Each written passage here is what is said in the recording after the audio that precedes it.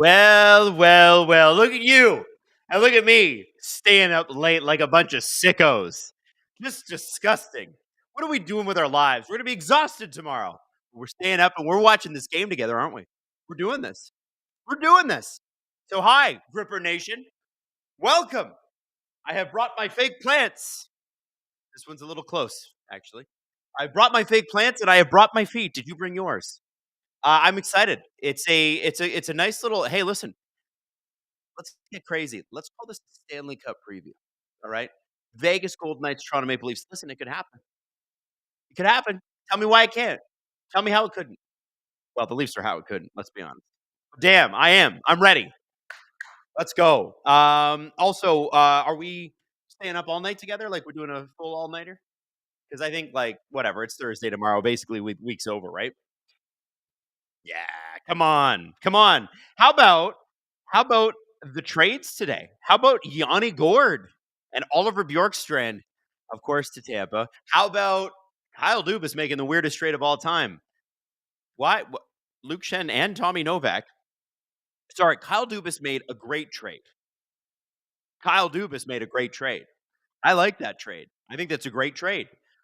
What's going on in Nashville? Who's going to play center in Nashville?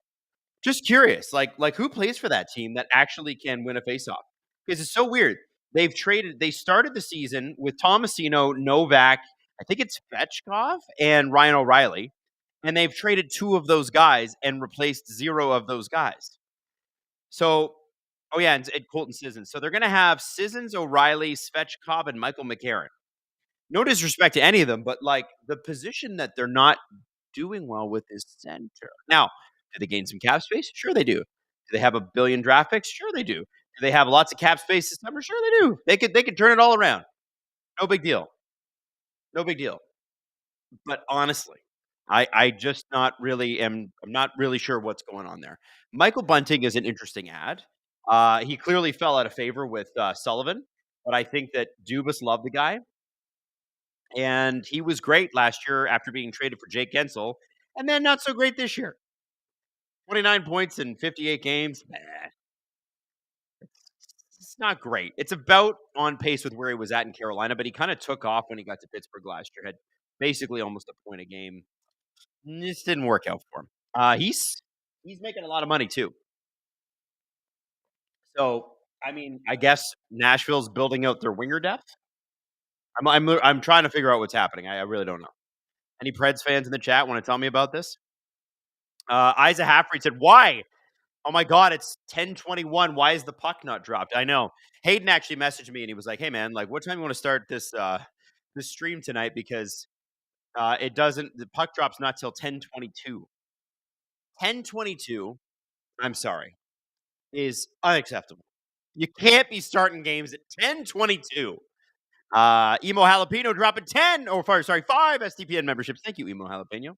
Appreciate you. And Emo followed that up with for the dedicated night owls. That's right. If you're here, you're hardcore. I don't know how many of us there are actually going to be tonight, but I am real excited that we're all here together. If there's going to be a smaller amount of us, that's fine. We're the hardcore. Don't let anyone tell you you're not the biggest hockey fan that you know, because you are. Look at where we're at. Here we go. On the face-off, kicking it all off. Producer Hayden on the chat. Producer Hayden on the producing. Robert Malloy on the chat. We got the fun crew in tonight. The adults are all gone. No Drew, no Justin, no Steve. Just me and you and Hayden and Robert. We got a fight to kick it off. Why? We've got White Cloud and Nyes because I think White Cloud injured him earlier this season. That's a good tilt, baby. Matthew Nyes just crushing White Cloud. Oh, yeah. Oh, Matthew Nyes wanted a piece of Zach Whitecloud. Didn't like that hit earlier this year.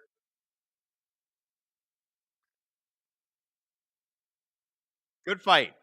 Good fight, baby. Let's go. This is where it is. Boom, right there. That hit was nasty.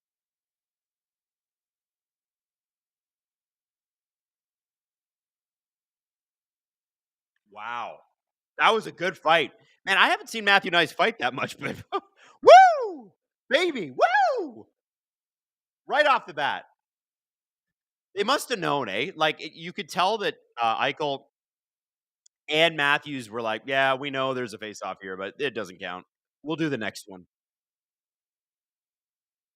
Love an early fight with some passion, right? That wasn't a staged fight. That was a we're going and you're gonna have to deal with it. West Richard dropping 10 SDPN memberships because we're the home of the hardcore right now. Home of the hardcore. If you're up late watching this game with me, you are hardcore. Welcome to hardcore fandom. Let's go. That is Nyes' second career fight, according to our stats god, Hayden Matheson. Hayden, I didn't hear you the first time, so I heard you that time. Thank you, sir. It's a good little start. I like this.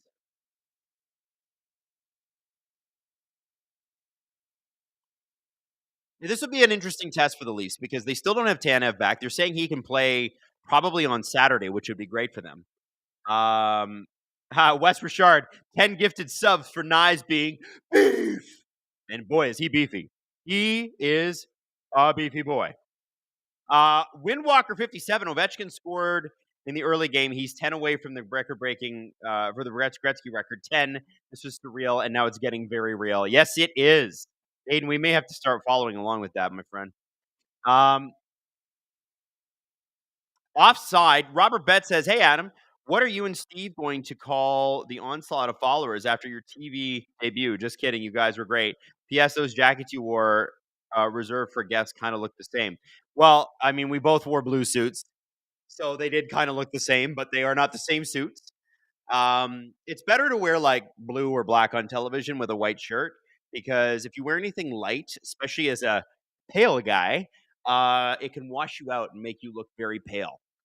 So you want to kind of want to add some color to it. But yeah, no, it was great, and I'm so glad that it came across okay. We want to make sure it was great. So I hope you guys enjoyed it because I had a blast, and they were really cool there. They were really cool. Oh, one Canadian babe dropping a Babelicious 5 SDPN memberships. Abraham Lincoln. That's beautiful. I love it. 610 people in here watching. I have to be honest with you. That's a lot more than I thought there was going to be. 8:22 left in the first period. It's 10:26 at night. 10:26. Some of us have children. Some of us have jobs. I would assume most of us do. And here we are. You know why? Because the team matters. We're good team players. Don't let anyone tell you that you're not.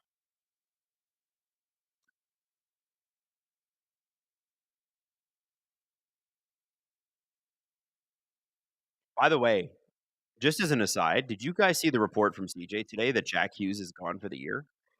Like he had shoulder surgery today. Oh yeah, you're offside, Vegas. Bye bye. That is a crazy blow in the Metro. That's crazy. Oh, here we go. We're gonna see the nice fight again. Let's go. Watch him. He's just gonna fill him. Just gonna fill him. Mark Stone gets out of the way. Nice got him. Got the hand loose. White Cloud couldn't really do much. Good fight. And a lefties. Bunch of lefties. Don't see Nice fight very much, as we said. That's his second fight of the game, but you know how it's got to be, kids.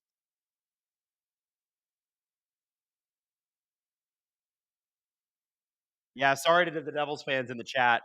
I just can't believe the Jack Hughes news. I feel terrible for you guys. That's like you. I want to see teams lose with their superstars or win with their superstars. You never want to see them lose. And it's like, well, we didn't have Jack Hughes. It kind of is like, it felt a little bit like last year. The Leafs didn't have Matthews and Nylander.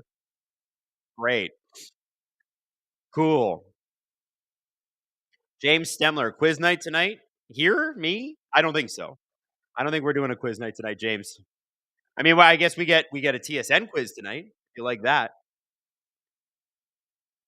Oh baby, oh baby. This is a pretty good little turnout, guys. I'm excited.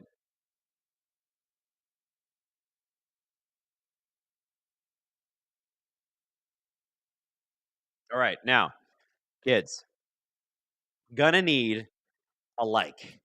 Gonna need you to drop a like. Can you drop a like on the video? I don't want to beg, but listen, I'm desperate, and I'm not above it. So maybe help your boy out. Hmm? 16:38 left in the first period. If you want to align streams, and it looks like the Leafs just iced the puck, so I'll clap at the beginning of the next thing here. Here we go. Here we go. Okay, so Sedin Magic 15. They better not have West do any more Keefe games, or Keefe might fist fight him. Yeah. So Sheldon Keefe, after Jack Hughes went down because it was a trip by Jack Eichel, Sheldon Keefe just ripped into Wes McCauley for not calling anything, for not Wes McCauleying anything. Hilarious. And then he was fined $25,000 today. And after that fine came out, then we found out that Jack Hughes was done for the year. So not a great, and yeah, and somebody at TA Neiman, wasn't Dougie Hamilton injured also? Yes. So he's week to week, they say. So just horrific luck. But you know what? Got to play the games anyway, and you could still make something happen in there. I could still see them getting past the first round. Um, they're going to play Carolina. It's looking like. Now the next one, Natalie Drake, New York Rangers making the playoffs. I say yes. Natalie Drake, the New York Rangers are in a playoff spot right now. I keep telling people they're going to make it. They might even pass the Columbus Blue Jackets, who are in the first wild card spot right now, which would mean, guess what? It would be Rangers Leafs in the first round. Sturkin in the playoffs. Oh, Nylander with a nice shot. Nice shot. Austin Amino, it's 11:30 here on the East Coast. Atlantic time, baby. Well, you know what, Austin Amino? You are hardcore. Truly. By the way, how is the East Coast? Oh, Barbashev just put a little sneaky one in on Joseph Wool there.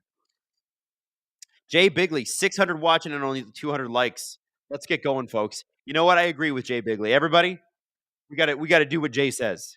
All right, I'm just going to tweet this out here. Give me 1 second. Yo, I'm live. Yo, come hang out. And then I put it in my blue sky too. But Twitter, YouTube for sharing doesn't have a blue sky button. I don't know why. They need to get one. Oh, I just did a bad thing. Here we go. Delete post. And the Leafs are playing again. Oh my God, this wasn't supposed to take this long. Hi, I'm live. Come hang out. Boom. I don't know if that entices people to hang out or not, but it makes me feel good. Jake Rossi. Hi, Adam. I wanted to thank you and Steve and Jesse for doing these. For people who, like myself, who can't watch, I've had 9 surgeries, 10th on Friday. To Oh, do you have a detached retina? Oh, that's rough, Jake. I'm sorry to hear that, buddy. Well, I hope the surgeries go well, my friend, and we will always be here for you. We will be doing streams all the time.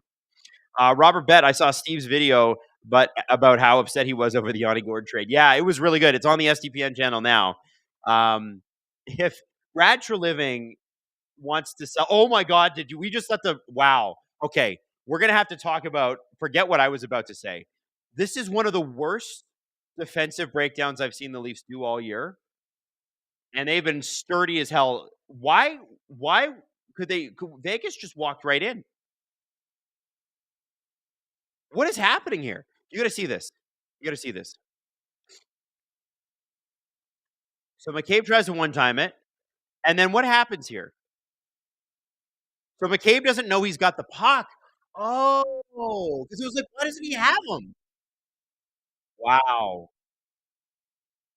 So Brandon Sod, just walks in because McCabe doesn't know who's got the puck. Oh, that's just, you know what, man? And it had to be the third line too. It would have been nice if somebody picked up Thomas Hertl, but honestly, like I'm not gonna get mad at that. That's bad luck. The Leafs have had a good start. They're out shooting them. That's just that is like a once in a lifetime play. Like I have never seen a defenseman lose a puck that's that close to him for that long. Never. Never. Especially a guy as good as Jake McCabe. Austin Amino, can't wait for the Toronto Maple Leafs to trade Easton Cowan for Braden Shen. Doesn't sound like that's gonna happen. I think that the Leafs the fact that the Brock Nelson stuff is back up. Your boy's been pumping the Brock Nelson tap all year long. I'm telling you, if you trade him, Nylander should have drawn a penalty there. Yeah, there is a penalty. I missed the super chat. I will get to it. Thank you, Hayden. I'm going to assume that the Leafs make a move here, but with when you look at the Yanni Gord thing that I was talking about, Yanni Gord, Oliver Bjorkstrand, both very useful players for Tampa. You look at Seth Jones for Florida; those are major upgrades. I know people are like, "Oh, Yanni Gord's injured; he's cooked." Blah blah blah. Yanni Gord playoffs, don't count him out. This might be his last great run. He doesn't even have to be great, actually, because there's enough talent upstairs that doesn't matter. But like I'm telling you, that's a good trade. That's a good trade. Um, Super chat. James Stemmer, I meant because last stream I suggested doing a TSN quiz on the broadcast, and you said you might do it Wednesday. Oh, James, I forgot about that. You did say that. You did say that. Well, you know what? I could just make one up if you want me to do a quiz. If you want me to do a quiz like Duffy does, when they go to commercial break right after the period's over, I can rip a quiz with you guys. That's easy. I can do it.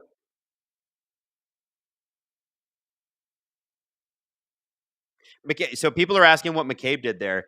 McCabe didn't know where the puck was. He didn't know who had it. He was looking for it. You could see him, his head swiveling, head swiveling. So yeah, it looks like crap, but objectively, it literally he lost the puck, and it would have happened. It could have happened to anyone. I'm not too upset about it. Is what I'm saying. Leafs look like they got some juice tonight. Someone said McCabe's controller died. That's sort of what it looked like. Yeah. There you go. Marner at the point. Oh, nice little deflection. Oh, Matthews almost gets one. Wow. By the way, I believe Austin Matthews is on a 10-game point streak right now. Let's have a look here. Oh my god, hilarious. So I just looked up game logs and it doesn't for whatever reason NHL.com only has the game logs from Canada versus USA. It doesn't have his game logs from the regular season. So I'll have to look that up in a second. Austin Matthews game log. All right. Here we go. Here we go. So, point.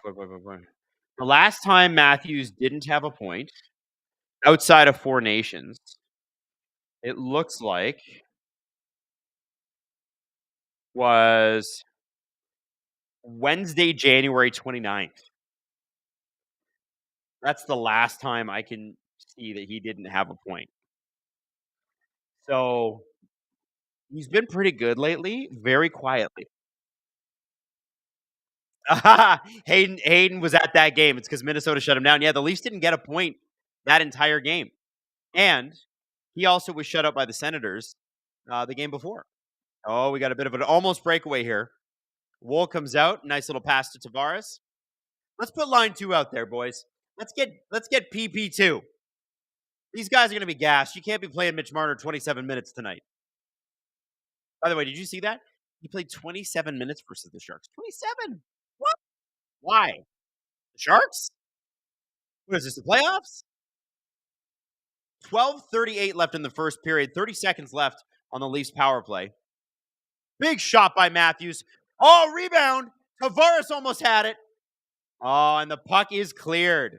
Good little. Hey, listen, I'm not hating this. I'm not hating this. The Leafs got to continue to create chances. That's how you beat a team like Vegas. Robertson is on the ice. McMahon is on the ice. Nylander, Tavares, Marner staying out. 10 seconds to go on the power play. They got big boys in front of the net. Oh, Marner tries to find Nylander. That would have been a great cross-seam pass. It doesn't make it through the Vegas defense. Nylander in the corner. We are back to 5-on-5. Marner throws one on the net. Oh, and it goes off the post. Redirected by, I think, Bobby McMahon. Oh, man. Listen, guys. Great power play. Keep going. Keep going. Keep the chances coming.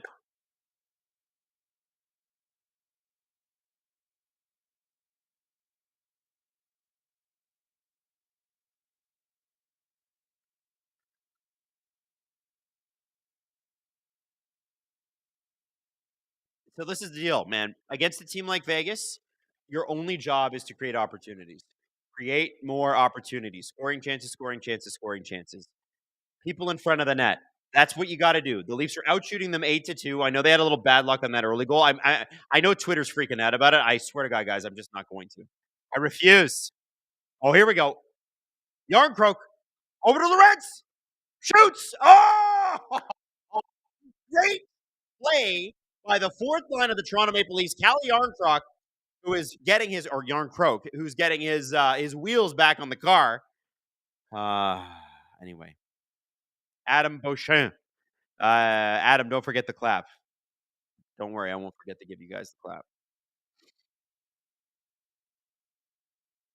All right.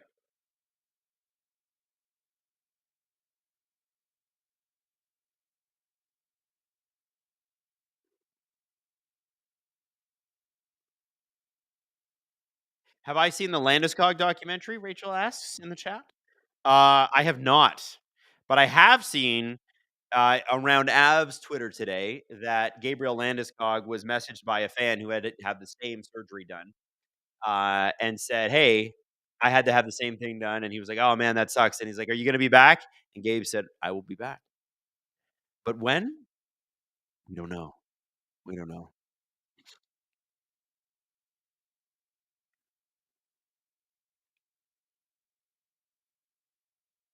All right, I'm just looking at the chats here. I love this JMB's lefty knives with throwing haymakers. It was a monster fight. Canadian Girl 83 dropping into the chat and dropping 5 SDPN memberships. I think I saw Cassie in here earlier, and I wanted to know, Cassie, what did we think? Oh, there you are. Cassie, did I turn on a Penguins game? First shot, first goal. I'm popping in to say, have a good stream. Puppos have kennel cough, but they're okay. Go, Cassie. We love you. And hey, let's say this: the Penguins trade on the Nashville side was weird, but I think Dubas made a good trade. I think Dubas made a real good trade.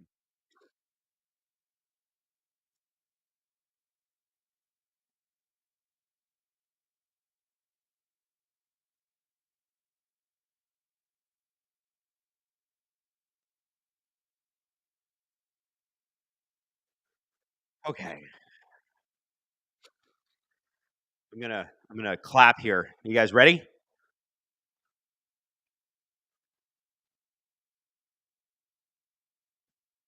we go. 11:03. Boom. Face off time.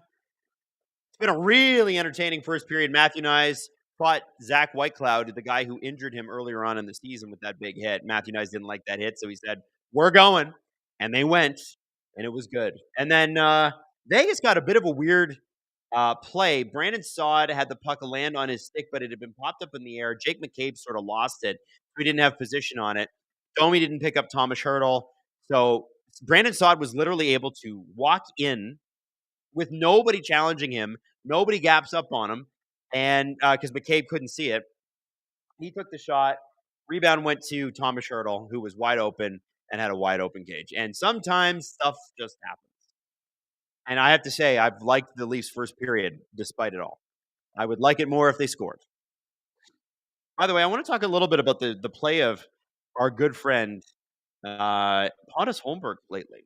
Not only has he been scoring, uh, he has been playing incredibly well. Like really strong play next to Tavares and Nylander, knowing his role, knowing he doesn't have to be a superstar, but he's filled in and not looked out of place. And he's had a hard time finding his spot in the lineup all year. I'm happy for him. I'm happy for him. I want this man to succeed.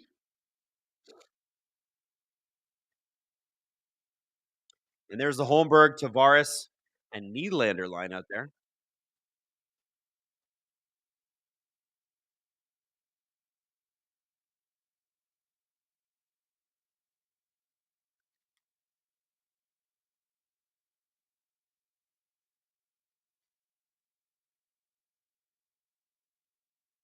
All right.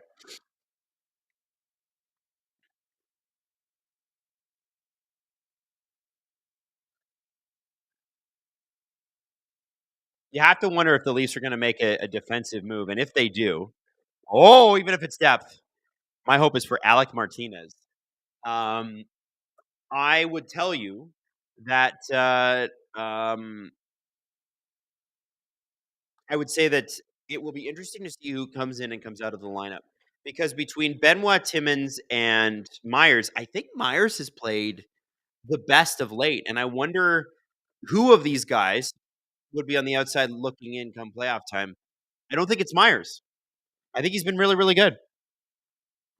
Oh, I missed another couple of this. Couple of super chats. Cassie, computer struggling, but I am sending gifts. Then, thank you, Cassie. We love you. Mo Bailey, for Matthew Nyes, for Matthew Nyes and Jack Hughes, please beat Vegas. You got it, guys. You got it. Oh, Cassie dropping 10 STPN memberships. What a boss! Thank you, Cassie.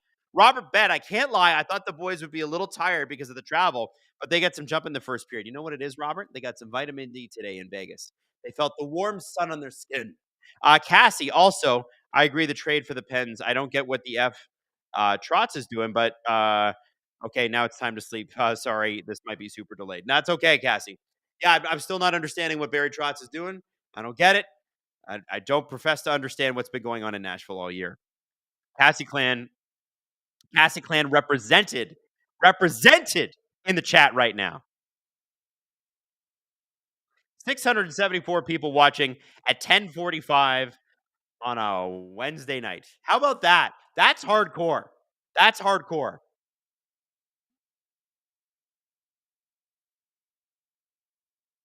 All right.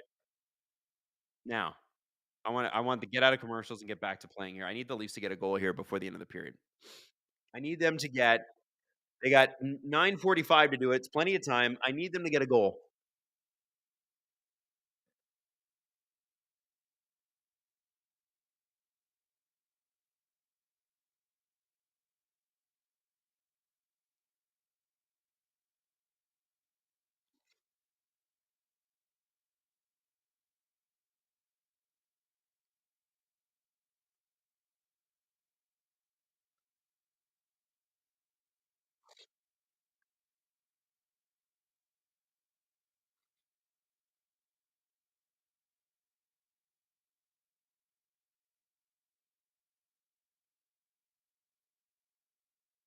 All right, here we go.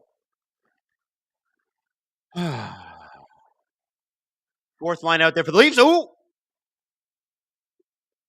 Where did that puck go?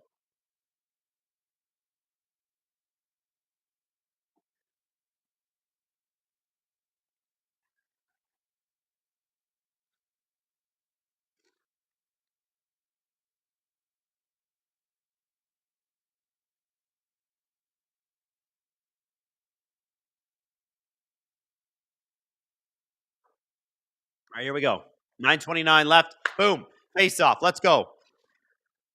Third line out there, probably trying to redeem themselves a little bit. They've had really strong moments and they've had really strong negative moments. Positive moments or negative moments. They giveth and they taketh away. We need the third line to be a little more consistent, I think.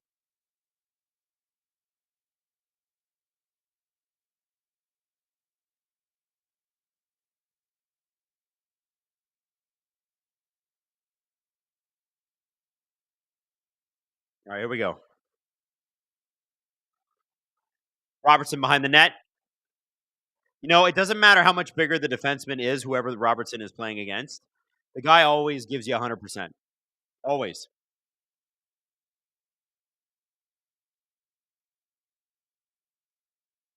Okay, third line switching off in a second here. Bit of a longer shift for them.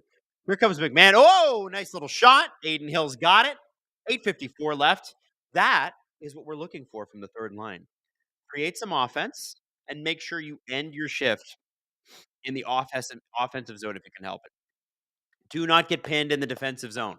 You're going to get a lot of offensive zone starts. Make sure that you're leaving it the way you found it. Okay? Make sure that when you start in the O zone and you have to shift off, you leave it in the O zone too. Not always possible, but that's what a good third line is going to do for you, especially come playoff time. And this is the thing. I look at Toronto's third line and I go, I mean, they would have an embarrassment of riches if they could shift Domi to the wing and pick from Domi Robertson. And oh, that's a goal. Wow. And that's one you want Joseph Wall to have. Not going to lie. That's a backhand and a good one. But I want to have another look at this because that didn't look that strong. That's Holden, I think, right? By the way, Ilya Samsonov is dressed tonight. That was an Ilya Samsonov type goal. Oh yeah, just it kind of handcuffs Wall, but he's got to have that. Ooh, ooh. You need a save there. That is a please man save that. Oh okay, sorry. Emo Jalapeno says I smell beef. Gary Hall gifted 5 SDPN memberships. Thank you, Gary. Good laugh podcast. If fire Tree, if no big moves, time to win is now. No, you don't fire Tree if no big moves. No, we're not quite at that point. I think Tree's done a pretty damn good job. Team's a lot better on defense and goaltending than it's ever been in the Matthews era. Let's all calm down. And by the way, there's 36 hours till trade deadline, so everybody relax. Canadian Girl 83. I can't wait for the first WHL highlight reel. Congrats on getting support for them. I can't wait for all the junior content. Have a good night, everyone. Thank you, Canadian Girl 83. We're jacked about that too. I think it's going to be very, very cool. If you haven't noticed yet, or if you haven't heard yet, we got WHL weekly highlights coming on SDPN and potentially more in the future. We'll see. But the Western Hockey League has been fantastic to us, as has the OHL. They've been great. Robert Bet, hope they make a big move by Friday, but Tree's more of a summer guy. Yeah, that's true. But you cannot leave. Oh, Nylander with a shot. Can't get the rebound. Myers shoots it. It's just a little wide and high, which is exactly not the type of shot you want to take. Keep that shot low.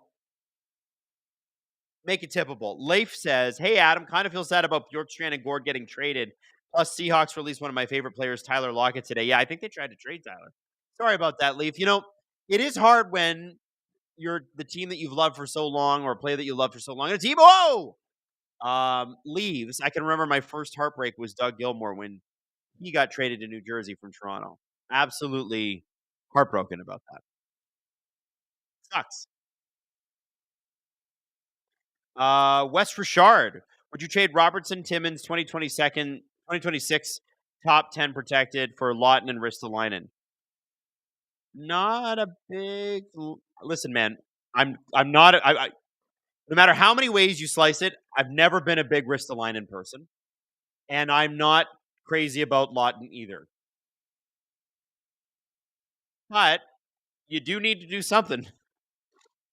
Jonas Siegel says the Leafs should trade Domi. Thoughts? I think Jonas, and I know Jonas, and I feel like he'd laugh if he heard me say this. I think Jonas has wanted them to trade him since he got here. I don't think certain guys, just like I told you with Lawton and Ristolainen. Listen, if Lawton and Ristolainen are going to be Leafs, they're going to be my guys.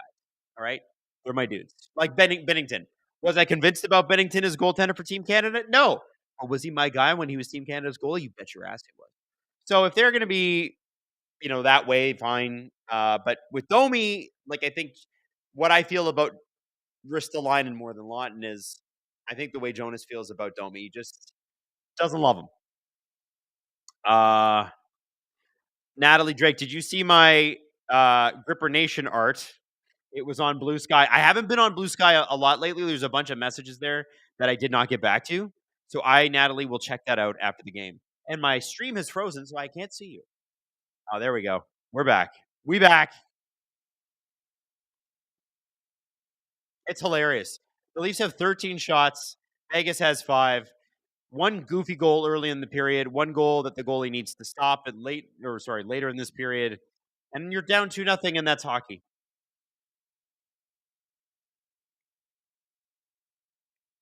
I think you need some goals, guys.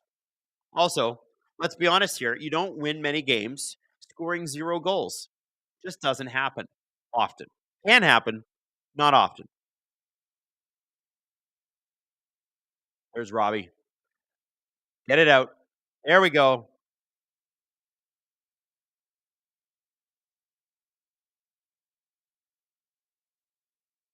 Yanni Havisto says, maybe put Samsonov in the Leafs net. No, thank you. And they're done that. Watch, Sammy's going to go with Vegas and win a cup this year or something stupid. I know it's going to happen.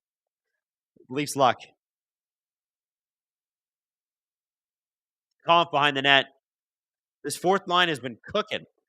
Oh, and I spoke too soon. Benoit gets dangled. Oh, boy, did they got real lucky there, kids. It should have been 3-0 Vegas on that one. Somehow, some way, that puck did not go in. And now the Leafs are going to get a penalty because is it Yarncroke that's going to go on Barbashev? For what? Hayden's yelling in my ear. He's like, "That's a soft call. That's a soft call." And Hayden's not a Leaf fan. Hayden's a Wild fan, like Minnesota Wild, not an Adam Wild fan. So he's, I think he's coming from a place of that's pretty soft, and I want more from my NHL games than that. I don't blame him. I'm with him. Robert, let's pool our money and try to talk Sundin into making a comeback. Amen to that. I'd love to see Matt's. Love to see Matt's back.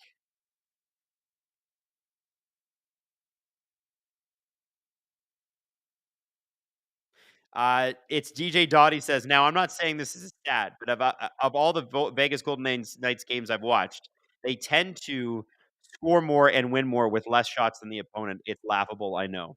That's called being good.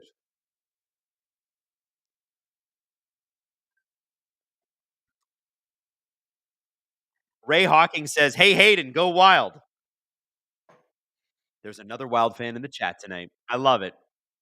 Hey guys, how are we? Can I just say this? How do we have 730 people watching right now? Like, I'm literally like I'm not even lying. I thought we might have like 20 people watching. This is crazy. Love that we have this many people in. Love that we have this many people in. Could you drop me a few likes? I would love it if you drop me a few likes too. If you're new, if you're coming in for the first time, drop me a few likes. Let's make this happen.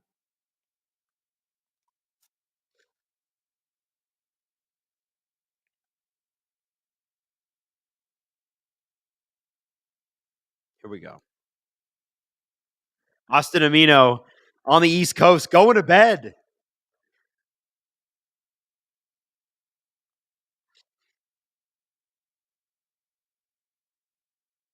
B Fizzle says I'm on the night shift, closing up. Well, B Fizzle, good luck, my friend. I too am on the night shift. We're on the night shift together. You know what though? We're gonna get used to this, Gripper Nation, because come playoff time, it's gonna be basically every night like this. Every single night. James Stemler, need a poll for who's watching from the East or the West Coast. Robert, can we do that? I'd love to know East Coast, West Coast. Oh my God. Jack Eichel just threw one past Joseph Wall. The Leafs may need to pull Wall. They may need to pull him. That's not good. That's not good. Oh boy. Yeah, is Stoller's dressing? Yeah. That's a rough start for the goalie. You know, I love Paul. He's played great all year. These are just 2 bad goals in a row. I see why Berube's doing this. Yeah, like you need to save that. You just do.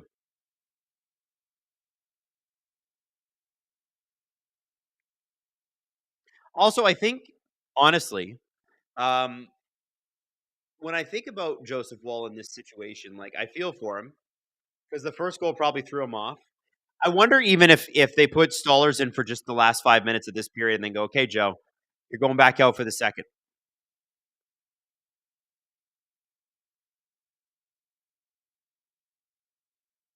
His first pull this season, they're saying on the broadcast. Listen, man, you're at game 60, and this is the first time the goalie's been pulled. Like this goalie, you're having a good year. Every goalie gets pulled.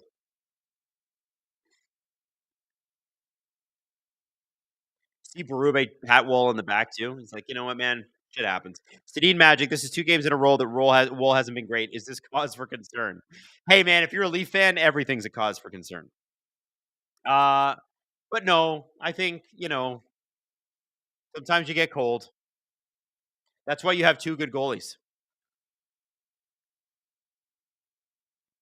JM Beast, I mean, the defense isn't giving them any help. I mean, I don't know what Joe Wall is gonna do, or sorry, what the defense is gonna do on that. They played their angles totally, totally fine on that PK.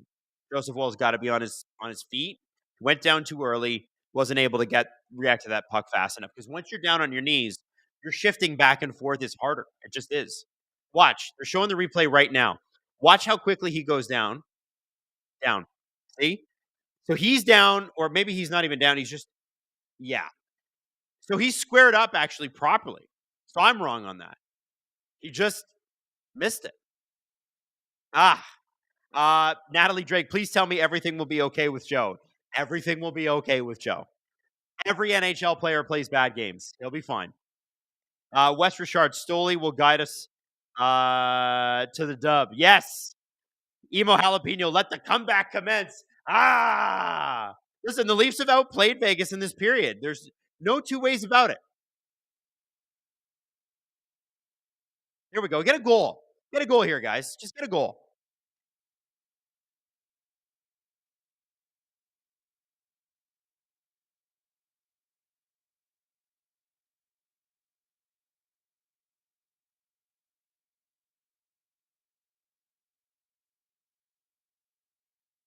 Suit up Grand Fuhr, please.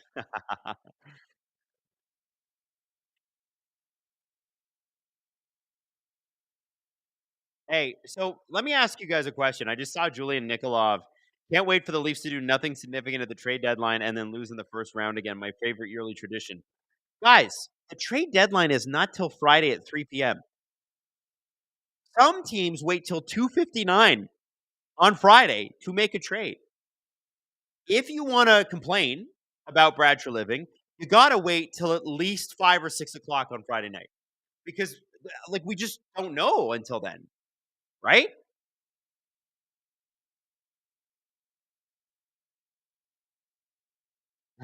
Brock James, Adam, you can go to bed. We know you need some sleep. Yeah, well, listen, I'm just gonna throw this at you. I feel like even though it's a gigantic pain in the butt, being hardcore, staying up and watching this comeback is gonna be worth it, guys. I feel like if we saw a crazy comeback here, we're hardcore fans, right? And by the way, I can't leave a game in which Dominic Ducharme is coaching. Dominic Ducharme, who drew my ire for so long as coach of the Habs, is an assistant coach in Vegas. Oh, offside. They're offside. Yeah. Okay. Nylander, to be fair, was sort of forced offside a little bit, but they never. That is a penalty. They never call it. Silent Rob 1192 says the trade deadline is 40 hours away. That's so many hours, and he's right. He's right. Jason Mull. So it's time to bet plus 1,300 Toronto. Jason, I would be on BetMGM putting $2 on that. I would put a $2 Steve on that in a heartbeat. Adam, have you watched the Steve video in Tampa where he was yelling about the GM? Yes, of course.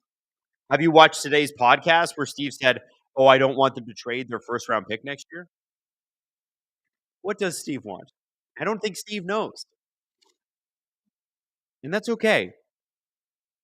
Trevor C said, "I never did my homework 40 hours before it was due anyway." True.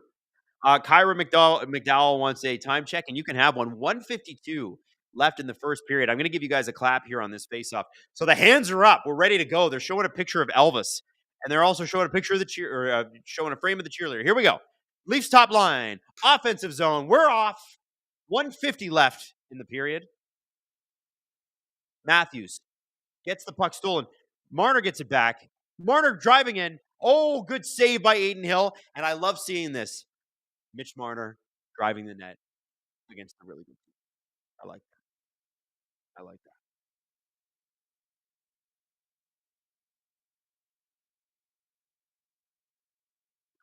that. MK, Wool is mentally weak and injury prone, not what you want in a goalie.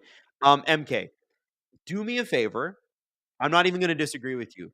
Do me a favor and go watch games 4, 5, and 6 of the Leafs first round last year against the Boston Bruins. Okay, a mentally weak person couldn't play goalie like that. He was phenomenal. That guy's nails. I'm not worried about Joe Wool's psyche at all. Just had a bad night tonight. You never had a bad day at work? Oh, here we go. Stolers, stops it. And listen, I don't love Keegan Colasar breaking in like that. But if there was a guy on Vegas that you want on a breakaway, might be Keegan Colasar. Like, no disrespect, but it ain't. You don't want like Jack Eichel or something like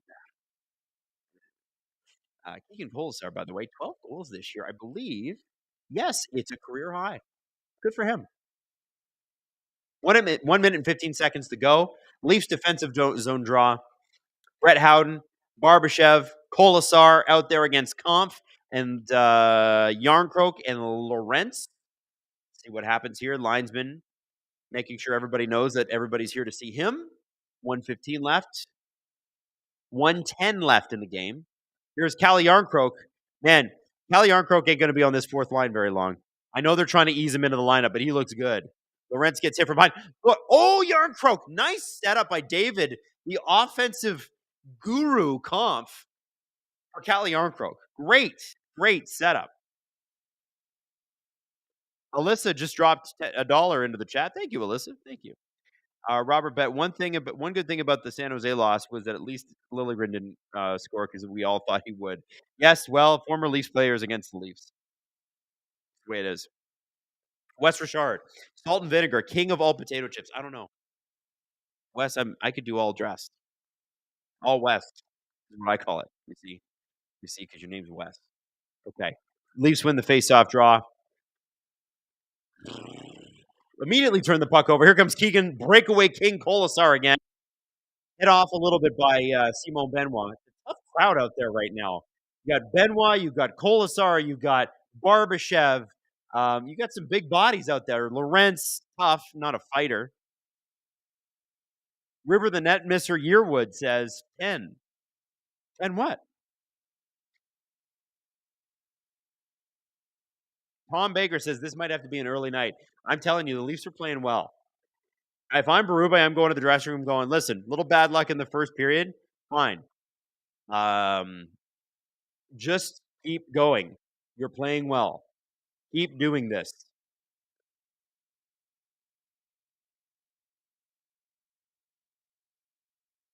Three seconds to go.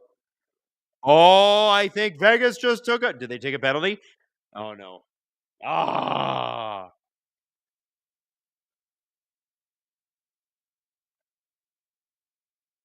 Uh,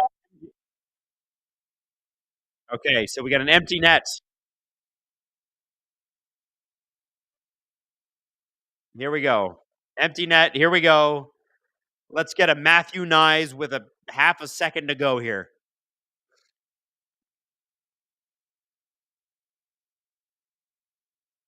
Here we go. Matt, the face-off draw. Leafs can't get it. Mr. Haywood says, love the live streams, listening to Fox Sports radio feed, watching STPN on my computer. Would you guys consider coming to Ottawa on October 10th to 17th? It would be great to see a live show. Cheers from Northwest BC. Gifts incoming. Well, thank you. Oh, and then he dropped 5 STPN memberships. Oh, you rule, man. Thank you so much. Is that when you're going to be in Ottawa? We could do that. Maybe we could do that. We wanted to do a show in Ottawa this year, and I was pushing for something, and it never came to pass, and it kind of stinks. But I think we're going to be up there next year. I'm going to start planning it now. Robert Bett, Stoley the goalie, will guide us. Agreed. Austin Amino from Moncton, New Brunswick. I watched Ivan Barbashev in juniors, and I'm sure he was an absolute monster in juniors as well. By the way, if you were gifted a membership, please make sure to thank the person that gifted it to you. Listen, I know we're supposed to hate it, but I don't totally hate it. Utah has signed goalie Karel Vejmelka to a 5-year contract, $4.75 million AAV. That's a great signing for both Karel and that team. He kind of made his like he really broke out in the 22-23 season. And I remember Steve talking about this goal. He's like, Karel Vejmelka, he's something. He's good. He's good. The Leafs should trade for him. Obviously, if he's good, the Leafs should trade for him. But in a market that was sort of dead in the water, like Arizona was, and had no defense and wasn't a great team, he was able to really stand out. And it's really cool to see that he's gone to Utah. The organization clearly still really values him. And look at that 5-year contract, $4.75 million. I think that's good value for both sides. Let me look up his stats here just for a second. So, when you consider that we're expecting the cap to be between 113 and 118 million dollars in like 2 years, Karel Vejmelka at 4.75 million bucks, if he's able to keep these numbers up, played 38 games this year, 910 save percentage, 2.45 goals against average, and his goals against average throughout his career has always been super high because guess what? The Coyotes sucked. They were awful, but his save percentage was always pretty good. He's 16 and 16, 16, 16 and 4 this year. Not the best matchup, or sorry, not the best line on that one. But let's remember, they've had some injuries, et cetera, et cetera. I don't know. I think it's one of those things that I think they made a good signing. That's a good signing. Third signing of the day for Utah. Who else? Who else signed today? Hayden, Alex Kerfoot got the 1-year extension along with Ian Cole with 1 year or 3 year for Ian, and it's $3 million. That's why I got 3. Okay. What's our time here, buddy, on this clip?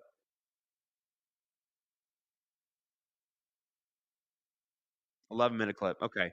Go on a little bit longer here. Talk to the chat, hang out. Natalie Drake, I think I'm too sleepy for this. It's been a long day, a bad long day. Natalie, I understand. Sometimes a good fresh sleep makes you feel good the next day. But I gotta say, I think it's gonna be good. I think it's gonna be good. I think we're gonna get a comeback tonight. That's what I feel. I can't guarantee you that.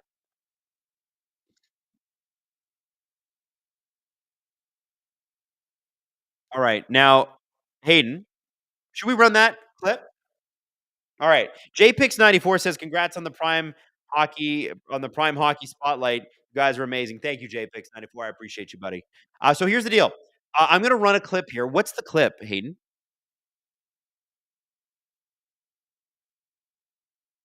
Oh, okay. So this is Steve. The full video of the Yanni Gord Bjorkstrand breakdown. Here, have a watch. It's awesome. Oh, do we have a trade to announce, buddy? Consistent with the Dangle jinx, we had just finished recording an episode of the Steve Dangle podcast. Actually, 2. We recorded the VIP today as well. Adam is already gone. And then a huge trade happens. We even joked during the show, like, hey, imagine the Vitek Vanacek trade happens and then a bunch of big stuff. Ha, ha, ha, ha. This is a funny joke. Funny joke. We got a huge trade between the Seattle Kraken and the Tampa Bay Lightning. And if you've been paying attention, you know that this one hurts my heart and I want to throw up. Man, it would really suck if a divisional rival got a player that I wanted for my team. And Tampa said, oh yeah, how about 2 players that you really liked? And I said, should have kept my mouth shut. The Tampa Bay Lightning acquire Yanni Gord, who won 2 Stanley Cups with them in 2020 and in 2021. Oliver Bjorkstrand, and the most important part of this trade, a 2026 5th round pick. It's the 2 players are the most important part. Thank you, Maddie. Wow. The Lightning reacquire a player who they know they can win with. There's going to be no adjustment to the John Cooper system, right? Oliver Bjorkstrand, noted all-star Oliver Bjorkstrand, really underrated player. Man, what did Tampa have to give up for that? Like maybe a first, right? Seattle acquires a 2026 first round pick, a 2027 first round pick, a 2025 second round pick that just so happened to belong to the Toronto Maple Leafs, and forward Mikey Asamont. Believe me, I will be giving a Leaf fan's perspective to this in a moment, but let's just talk about the trade. I've already seen comparisons out there that this trade, the amount of picks, the sheer amount of picks involved in this trade is just like when Tampa acquired Tanner Jeannot from the Nashville Predators for 6 picks? Okay, so you see how that was Tanner Jeannot and you shouldn't? This is Yanni Gordon, Oliver Bjorkstrand, and you very much should. Everyone saying Yanni Gord is not money well spent has a problem with their internet. Or maybe it's just a glitch with their Google, being that their Google only goes back 3 years. You didn't watch this guy in the 2020 playoff run? You could be, I understand that. It was in the summer. It was a weird time. But what about 2021? What's your excuse? Oh, that was also in the summer. It was a weird time. This dude is adrenaline and hustle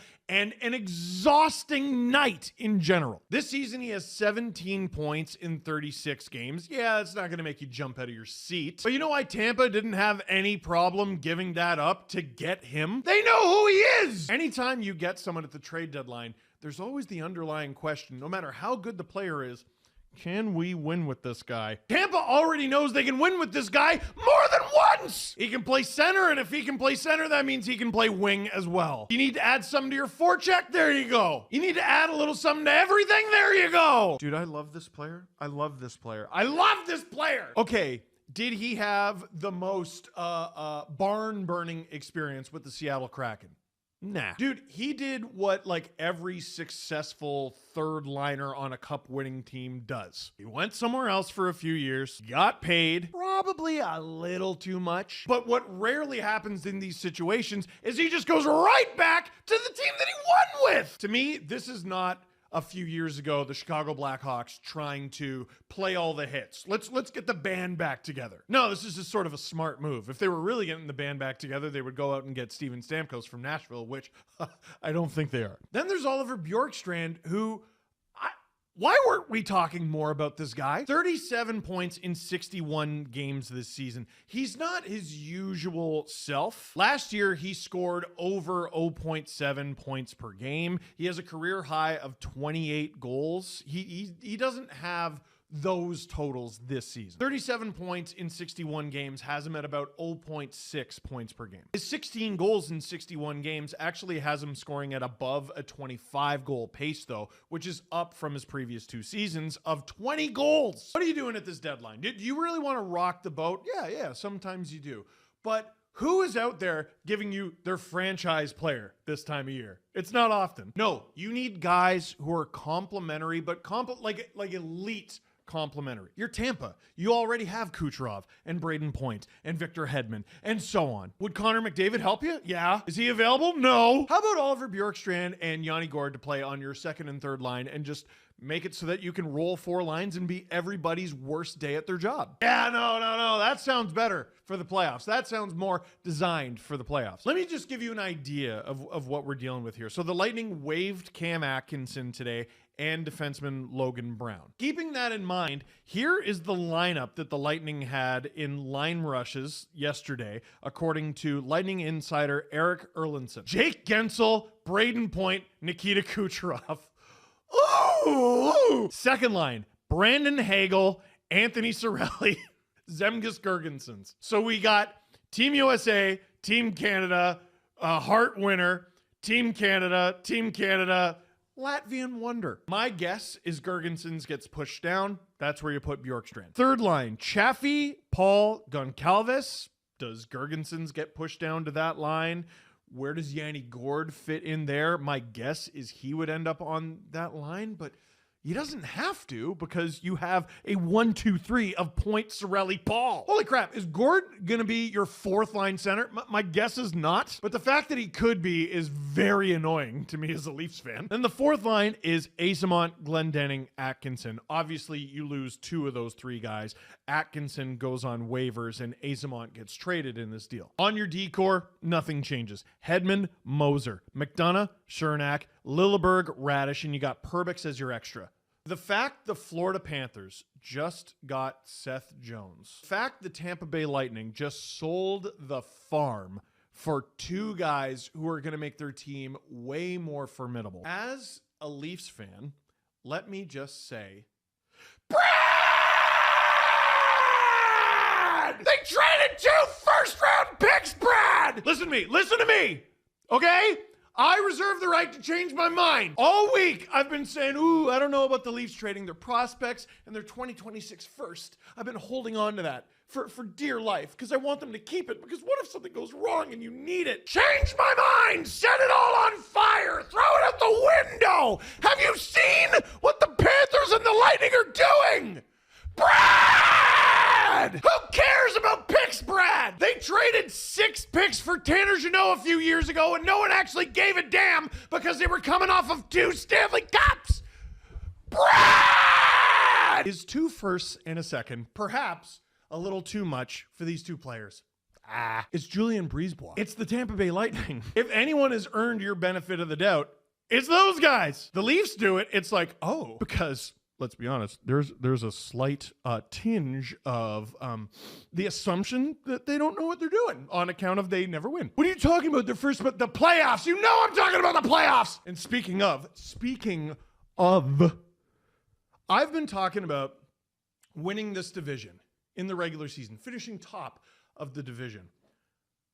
And like, it's not that big a deal. It'd be nice little feather in your cap, but it's the Stanley Cup playoffs. And whoever you play in the Stanley Cup playoffs, whether you win your division or not, they're going to be a tough opponent. Whether you finish first, second, or third in the division, you're going to have to play a good team. That used to be my take on this. And I have decided that my new opinion is Brad! Winning the division in the Atlantic all of a sudden became very important because Tampa is loading up after Florida loaded up. And they still, by the way, have room to load up more. Not to put a Leafs lens on this, any Lightning fans who are watching, but I'm sure you're getting a kick out of this, aren't you? Aren't you? Freak off. This makes the Lightning deep and formidable. Depth on the Lightning is so important. Here's why. Their top line is Jake Gensel, Braden Point, and Nikita Kucherov. If you're a team playing against the Lightning for 4 to 7 games in the Stanley Cup playoffs, and you have a top pair and maybe even a shutdown line, you got to try to play them against. Yeah, probably those guys, right? If they do a good enough job at shutting down that line, which, good luck, not many teams have, but if they are able to do it, heavens to Betsy, you probably lose that series. With scoring throughout your lineup, and by the way, I don't know if you've been paying attention, Andrei Vasilevsky's back. Last I checked, he was tied for 3rd or 2nd in the NHL in save percentage. Weird that the by and large agreed upon best goalie in the world did not forget how to goalie. Most goalies are on the level of, if you're a goaltender, tend the goal. He's on the level of, if you're a goaltender, save everything, which is what he typically does in Game 6 and Game 7. If and only if you are lucky enough to get to those games against the Tampa Bay Lightning. We're sitting here nickel and diming like, can we get a 4th liner off the Blackhawks? And these guys just traded 2 firsts and a second for 2. If you're a Lightning fan, you should evaluate this trade based on how many times I just screamed Brad. If you're a Panthers fan, I think this is, we're in for a fight. If you're a Leafs fan, it's here we go again. All those picks you got, get rid of them. Oh, well, we're not going to have any picks for the future. I don't know if you noticed, all your opponents don't have any either. The difference is they don't seem as worried about it. All they want to do is win, and win now. What do you think of this trade? Is this too much? Is this exactly what Tampa needed? Is this both? And what on earth is left out there besides a need to get creative? For now, that is it for this one. Thank you very much for watching. Click like if you liked this video in Screamfest. Click subscribe if you really liked it. Tell all your friends. Friday, this studio, SDPN YouTube channel, this is the place to be for the NHL trade deadline. And if your friends happen to be Brad, tell them that I said Brad.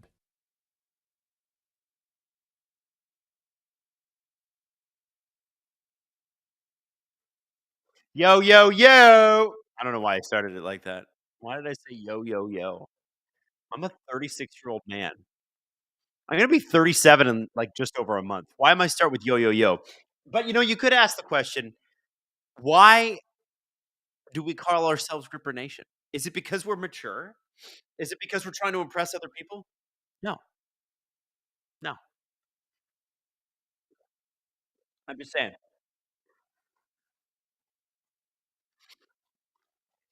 I just want to look at the chat here. Yo, yo, yo, nation. So many people want a Brad. So many Brads. Did you guys like Steve's breakdown of the trade, by the way? How great was that? He's so good. Uh, Steve Dangle, good at stuff. Who knew, right? Uh, Robar, how many A's are we at in Brad, like DEFCON levels? Oh, that's a good one. I think we're at a one right now, guys. Listen, a whole bunch of names have reemerged in the last few hours. Like, I'm starting to hear Brock Nelson's name again. Like the insiders are dropping like on TSN and stuff. They're saying, "Oh well, there might be a contract offer in front of him." For a little while there, they were trying to say that, "Oh yeah, he's not available. He's not available. We're going to resign him. We're going to resign him." Don't worry, guys. Aaron says Brad did a phenomenal job this year with zero cap flexibility next year. Tavares at a discount. Sign Marner. Sign Nyes. And he'll have room to add on top. Yeah, I agree with you, Aaron. I think Brad Treliving remade the Toronto Maple Leafs defense this year.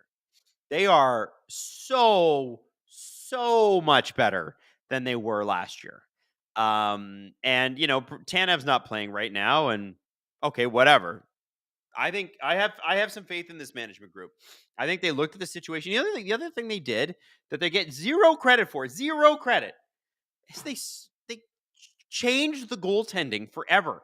And the one thing that you can say, like I followed Kyle Dubas enough to know a couple of things. The man is very good at finding projects. Look at Philip Tomasino. He's been great for Pittsburgh. Not great in Nashville. Great for Pittsburgh. Former first round pick. He tried the same thing with Jesse Puljujarvi. It didn't really work out. Okay, fine. Kyle is so damn good at trades. So damn good at trades, except the biggest one he made in Pittsburgh, which is Erik Karlsson. That trade never made sense. Kyle grew up a Sens fan, loves Erik Karlsson. I get it. Apparently, he had a man crush on Erik Karlsson the entire time he was in Toronto and the entire time he was in the Sioux. And you know what? Who can blame him? Who didn't? But like, I have to tell you, that trade never made sense. But Kyle's really good at making trades on the whole, and he made a great one today. Made a great one today. Luke Shen. Luke Shen, baby.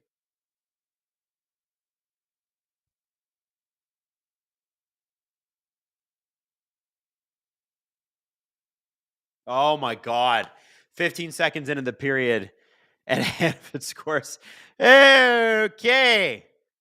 Wow. So we're all just going to be bad tonight, huh? Is that what we're doing? You're going to make me stay up late, make Hayden stay up late, make Robert stay up late, make Gripper Nation stay up late so you can lose 4-0 to the Vegas Golden Knights? I don't think so. Wow. What a horrific start. Jack Eichel just owned the Leafs on that. Jack Eichel, wow. Now you just got to stick around and watch just because you got to see how bad this gets. Wow. Damn. That is poopy, poopy, poopy.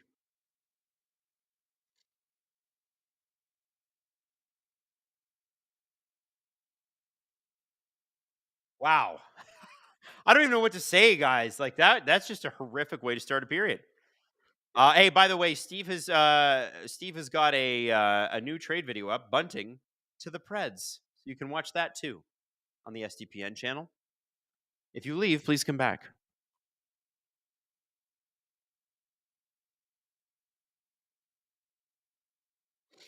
Okay. Interesting. I want to read a little quote for you because this game's not going well. So, a lot of you guys don't know this. Charlie Lindgren is Ryan Lindgren's brother, and the New York Rangers obviously treated Ryan Lindgren pretty badly on the way out and been trying to trade him forever. They treated a lot of people pretty bad on the way out, and Charlie Lindgren beat the Rangers tonight and said it felt good to get the win for my brother and obviously for the team here. My brother laid it on the line every single night for this team. He loved being a Ranger, loved the group over there. I know for a fact they're definitely going to miss him. It's going to be a big hole back there. I want to know, somebody's got to do an autopsy on this season for the Rangers. What is going on? Like, there's something clearly. People are doing something. There's toxicity there. I still think they're making the playoffs, but there's something weird going on there, and I want to know what it is. Holmberg Falls. Holmberg falls a lot, by the way. Steve pointed that out against San Jose, and he's pointed it out before, and I can never unsee it. Holmberg falls too much. He's looked really good. Falls too much. Stay on your skates. 17:52 left in only the second period, and the Leafs are down 4-0. We are staring down the barrel.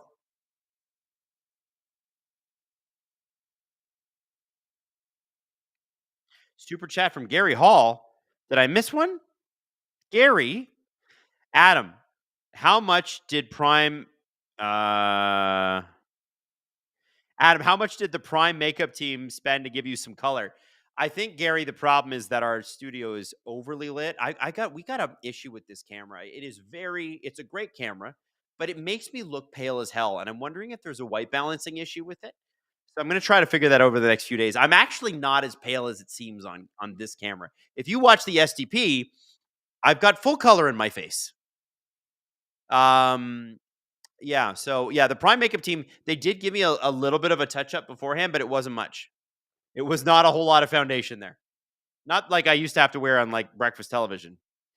Emo jalapeno, I am deep frying shrimp. I'm making deep fried shrimp. So who is the real winner tonight? Mwahaha. I think it is you. Certainly isn't going to be the Leafs.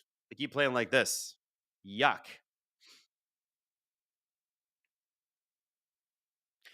Blue White Flame says Adam is a vampire. Can't hide that.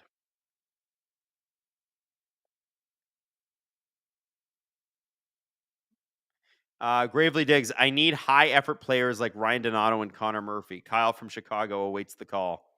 So here's the problem with Kyle in Chicago is that he has no retention slots yet or left. So if the Leafs want to make a trade with him, and they're going to have to go cap in, cap out. And who's that going to be? Oliver Lauteson is the legacy of Craig Berube in shambles. Boy, we're getting existential tonight. It must be because it's late. Like we're drawing way too much from a game. By the way, Austin Matthews was saying today that he said it's been crazy. He's lived out of a suitcase essentially for the last month. And he's like, I miss my dog. Oh, Matthew Nyes with a great shot on net. Aiden Hill has it, but a great setup by Mitch Marner there. Leaf showing a little sign of life there. And I like that.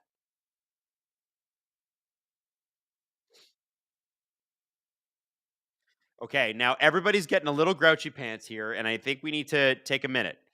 I just saw a comment about the Leafs playing poorly before the playoffs like they do every year. Guys, it's game 62 or whatever. Maybe it's 61. Let's not get crazy. Let's just bring down the temperature. What if they make a crazy trade? You're going to be absolutely flippin' euphoric. Like you will. So here we go. We got to break away. Holmberg with a nice shot. Nobody able to get that rebound, but that was cool to see him in that spot. He's clearly taking notes from William Nylander. Oliver Ekman-Larsson along the point. Down low to Tavares. Back up to Ekman-Larsson. Forced at the blue line. Turns it over. Tavares is going to go to the box for hooking. And you know what? I'll be honest with you. Tavares probably should have got that. That is for sure a penalty. 711 people watching. It's almost midnight. We're half an hour away from midnight. You people have jobs, you sickos. It's 4-0 Vegas, and you're here watching this? Let's go. That's hardcore. Drop some likes in the chat, though, if you could. Like a few more likes. Let's get up over 500. Can we do that? People like Nazem Kadri should come back. Yes, he should. But you know what? Here's the thing. He's playing on a team that might go to the playoffs, so he's not coming back. At least not this year. Oh. Yeah, also, Calgary's not going to make a trade with Toronto, guys. I don't know how many times we need to say this. They don't like Brad Treliving. They're pissed that he left. And apparently that comes from not the general manager, but the guy above him. Mum's the word. You didn't hear that from me. Hamza Judea. Florida being in on Rantanen. That's hilariously evil of them. Honestly, If you're the Panthers, why the hell would you not do that? Like you Kachuk is on the IR until playoffs. You've watched Vegas do this year after year after year. Like, what are you doing? What are you doing? Of course you should be in on Rantanen. Go win another cup. Are you nuts? Just saying.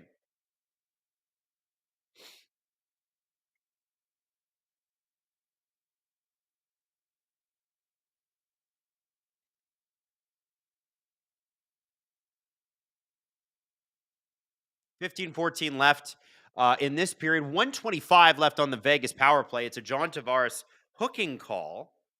Um, I know people are catastrophizing and scared and sad and angry in the chat. Guys, A, it's one game. B, I think the Leafs have actually played pretty okay. I'm not worried about it. There comes Matthews. I think Matthews is going to be at a breakaway. Here he comes. Oh, Aiden Hill has it. If Matthews got that a little off the ice, we might have had a goal there. Aiden Hill played that perfectly. Perfectly. Austin showing some speed, though.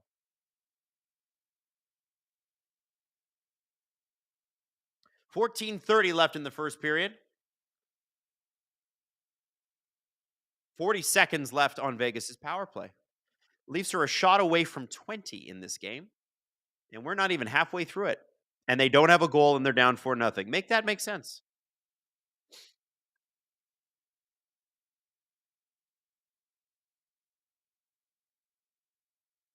Conf is able to get it out down the ice. 15 seconds to go. Vegas is able to turn it back on the Leafs pretty quickly. McCabe is able to intercept. Marner along the half boards. He knows that the penalty is going to end here soon. Benoit dumps it deep. Conf is just kind of going for a skate. He's going to go for a change. I think we're going to get... Oh! Tavares is going to be back on the ice now. And Marner is... So we're going to get an offensive zone face-off here, I think. Matthews, let's have a look at this breakaway again. Oh. Oh. So close. Oh, Sedin Magic 15 dropping 10 memberships. Thank you, Sedin Magic 15. We love it. We love it. Noah Nurch Phoenix, only here to see Adam Wylde, not the Toronto Maple Leafs. Well, listen, I appreciate that because that's all you're going to get. You're also going to get Gripper Nation. The chat is alive and well. It's just one of those things. I can't believe how many people are here. And all the people saying thank you to City and Magic 15. You guys are good people. We say thank you for our gifted memberships in this chat. And I love you all. I'll be honest with you. What I'm constantly doing is I'm constantly refreshing the feed here on my Twitter page because I just want to see the rumors as they come up.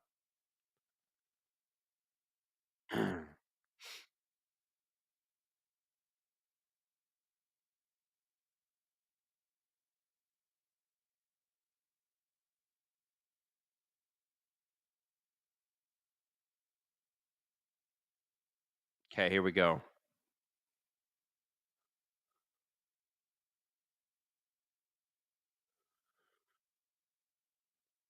I'm just looking around here.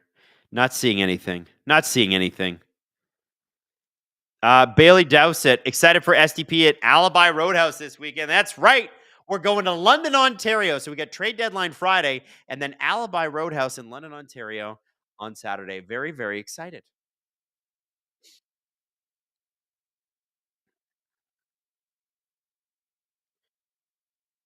All right. And we got a little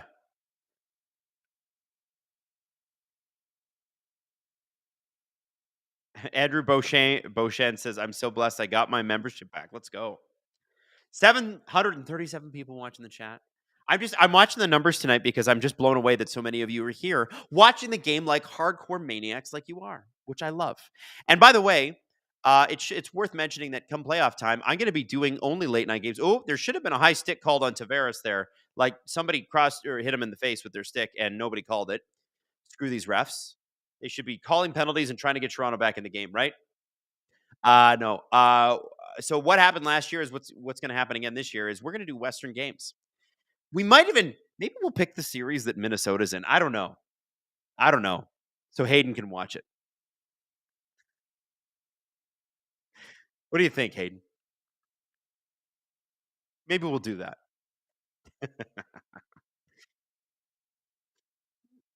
Hayden says, I don't know if I can be trusted to produce accordingly. What we will do for sure is we will be doing the Oilers series. If Vancouver or Calgary make it, we'll do that, or Winnipeg. Oh boy, the Leafs almost let another goal there. 12:35 left in this second period. Mercifully. Robert Bet, do you think Kyle will flip Shen back to Toronto? I'm here because I've been crazy since I was old enough to be a Leafs fan. Well, you're a Leafs fan, so you're crazy by virtue of that. No, I don't think so. I mean, maybe he does. Maybe tries to get more assets out of it. Clearly, they are tinkering and rebuilding. It would be unfair of him to keep Shen in Pittsburgh. Let's put it that way. But he can always move him next year at the deadline. I just think Shen's like 35. Why are you keeping him for this shitty Pittsburgh team? Like, it's not a good team. I think he's going to move him. Whether he moves him to Toronto or not, I don't know. But I do think he's going to move him. I don't think Toronto and Pittsburgh have done a whole heck of a lot of business since Dubas got there, so it would shock me if they did this time. I don't. I haven't heard any rumors about the Leafs being in on Luke Shen either. Like you heard that one rumor about a team trying to unite the Shen brothers, and I just don't see it. I haven't. Or at least I haven't seen it for Toronto. Oh boy, that puck got redirected. It's the third line for the Leafs. It's just been, I want to pump their tires here, but they've been a bit of a disaster tonight. Everything's been a bit of a disaster tonight, though, honestly. MIK, welcome to STP VIP. Woo! We got another one, baby. Love it. Welcome to STP. Oh, boy, I thought that puck went through. Oh, it's hard to believe it. Vegas is not on a power play right now. Sure feels that way, though, doesn't it? Woo! Getting a little goofy. Oh, this is so frustrating. Vegas is having a hell of a game. Toronto being real bad.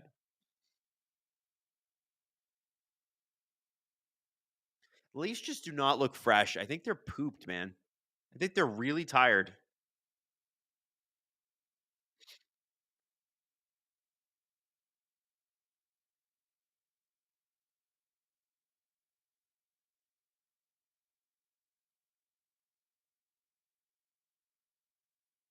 Leafs are not in this period getting the same sort of offensive zone time that they were getting uh in the first.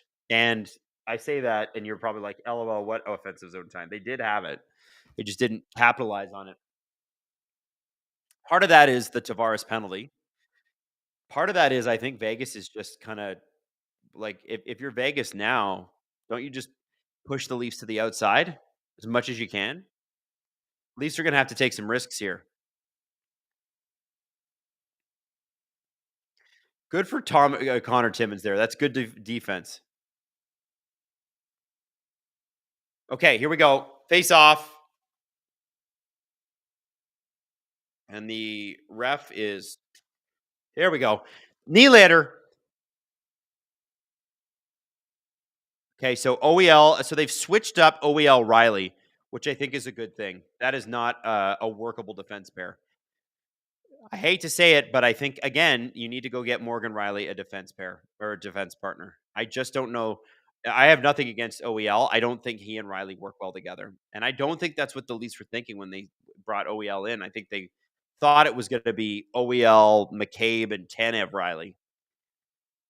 And it's sort of annoying because the Leafs constantly seem to have to search for a defense partner for Morgan. Part of that's their own fault because they never actually placed any value on doing that in the Dubas years.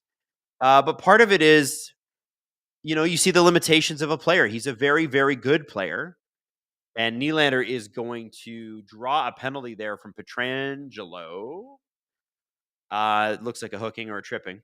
But yeah, like, I am, frankly, as somebody who talks about this all the time, kind of tired of saying, well, they got to go trade for somebody for Morgan Riley when Morgan Riley is a leader on this team, is a guy who gets paid a lot of money. And I listen. I'm a big fan of Morgan. I am, but it's kind of like at a certain point, there are certain guys that you just want to.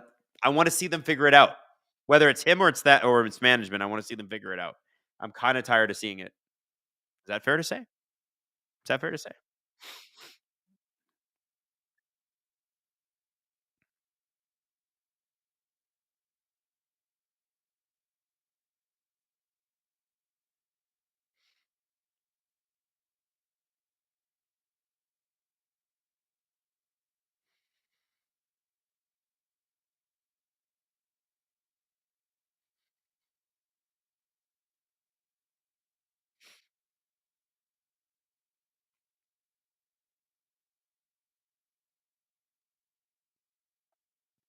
All right.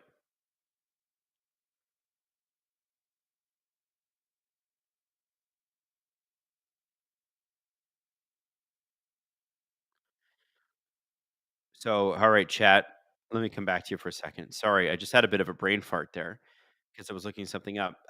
Bailey Dosett, great Cowan game today. 2 goals and signed my hat. That's awesome. Apparently, Easton Cowan got a hat trick again with Brendan Shanahan in attendance the other night, which is pretty sick. I think it was on Sunday night.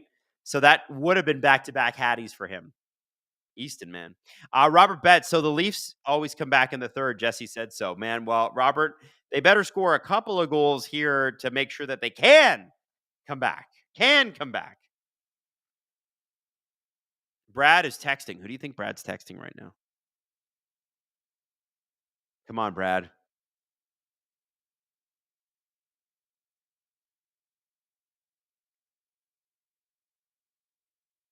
Okay, Jake McCabe's okay. That's good. Here we go. Marner. Oh, Matthews puts it across to Matthew Nyes. Man, I'd love to see Nyes get a goal here. I obviously he had the fight and he's trying to set the tone. The Leafs have not met him on that, but I really want to see Nyes get a goal here. I think he would. That would fire the team up. Also, nice to see him on the power play the way that he is. Nice little pass by Marner to Nylander there. That was cool. Something really only Mitch Marner can do.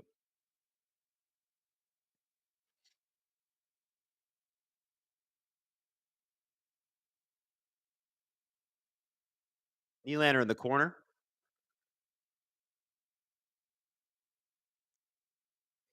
Matthews to Marner. Back to Matthews.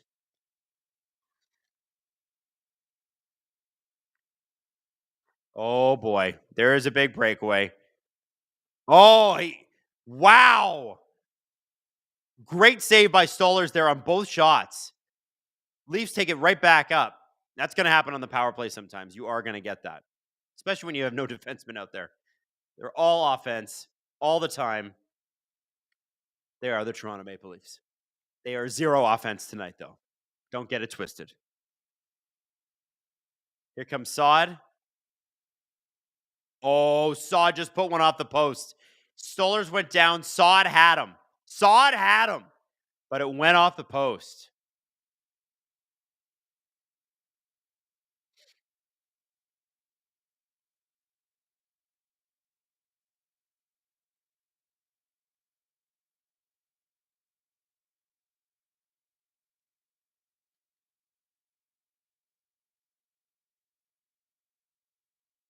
Okay, Robertson to the point. Riley, Domi, Riley, Domi. Nice pass, Domi. OEL.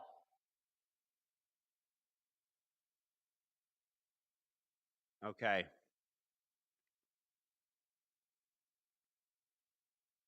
Domi, back pass. Morgan Riley.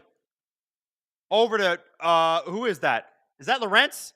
Oh, Lawrence almost tried to gets Aiden Hill to overcommit there, tried to get it out front for an open man. Just can't get there. Just can't get there.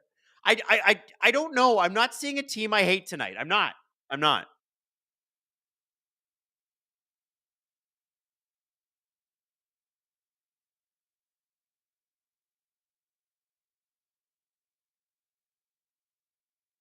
Oh, Hurdle just walked the Leafs. Oh my God. By the way, okay, Vegas just scored. I thought Stolarz had it. That's crazy. So here's another thing. When we're thinking about trade deadline, since this game is just getting goofy on us, think about what Vegas spent to get both Hannafin and Hurdle last year. Just an insane amount of assets. Why did they do that? Because those guys are freaking amazing talents. It's worth it. Who cares who you draft? Who cares? Oh man, Stolarz probably should have had that covered up. This is just a disaster, this game. It really is. Like it's just a comedy of dumb errors. Who was it that said Vegas wasn't playing good hockey lately in tonight's podcast? I have no idea who did say that. Did someone say that?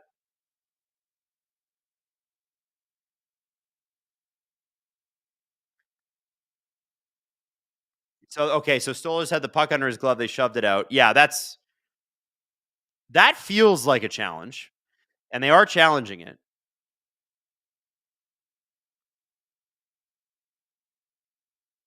If they don't get this challenge though, it'll be the first challenge the Leafs have missed all season. Look at Berube. He's pissed. He is yelling at the guys, "Let's effing go." I saw it on his lips. He's pissed. Yeah, they're not playing yo, man, they played a good first, but Mike Johnson just said it on the broadcast. They are not playing a good second. Yeah, I think that should be called back. But it would be hilariously Leafs tonight, especially if it did. Yeah, guys. Robert's got a nice chat up. Will this count? Yes or no? And by the way, the vote is split evenly, and 100 people have already voted on it. That's hilarious. I'm going to say this will not count. No, and it shouldn't count. Is the Leafs odds right now 1700?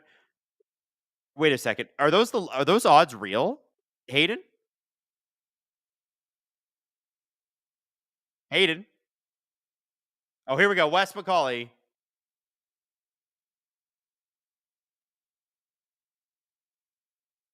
That's a goal?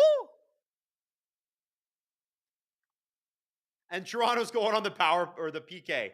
That is Toronto's first missed play or missed challenge of the year.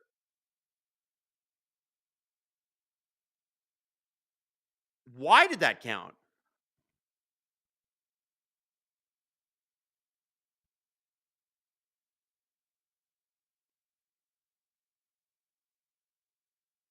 What is goaltender interference?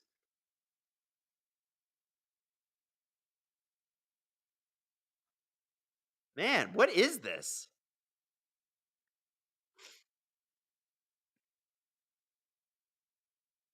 I'm like legitimately flabbergasted by that. And the Leafs are on the PK again. Phenomenal. Phenomenal. Cool.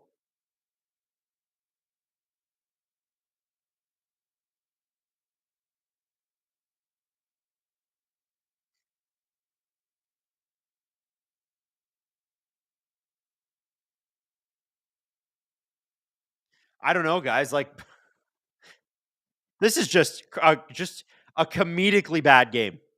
It's crazy, but we're here together. We get to hang out. I don't hate that. I don't hate that at all. Let's see how bad it can get. Hey, if it's going to be bad, let's embrace the bad. How bad is it going to get? The Leafs have absolutely just sleptwalked through this period. I'm not going to lie. It's been terrible. They were great in the first. They had it in the first. Not great in the first. There's some moments in the first. They got to do something about that third line. That third line is not good enough, guys, for the playoffs. It's not. And by the way, the rumor is that Florida is in on Mikko Rantanen right now. If you missed it, Florida in on Mikko Rantanen because life isn't fair. It's just not. It's not.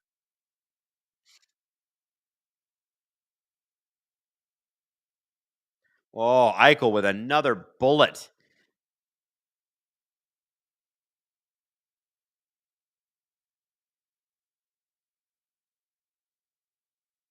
All right. Well,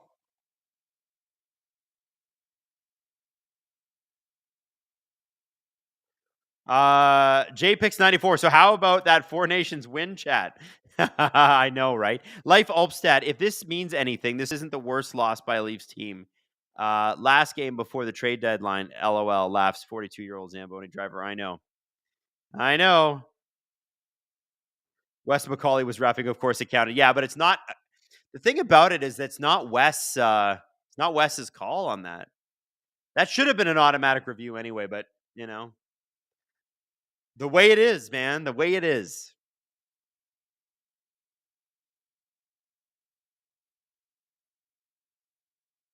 Gary Hall says the puck was not covered and loose. That is debatable, Gary, and I will debate it, sir. I will debate it.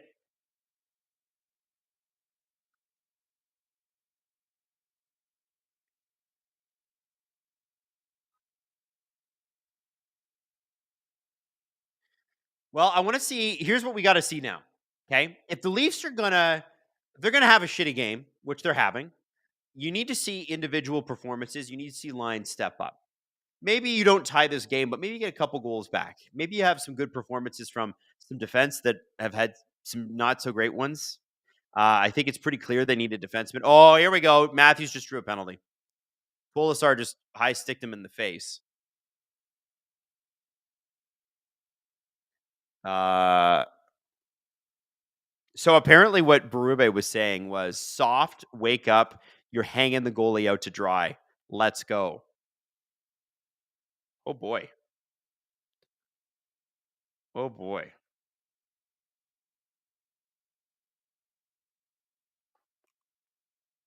Domi is invisible, except on defense, where he's too visible.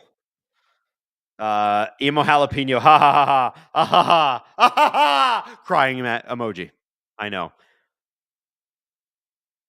I think Steve's LFR tonight is going to be hilarious. You know, I'll text him right now. Steve, what's your LFR gonna be like tonight? Good Lord, this is crazy. So the Leafs were in New York Friday. They were in Pittsburgh Sunday. They were home Monday, and then they flew across the continent to play the Golden Knights tonight. So I feel like if they look a little slow, they can be forgiven for that.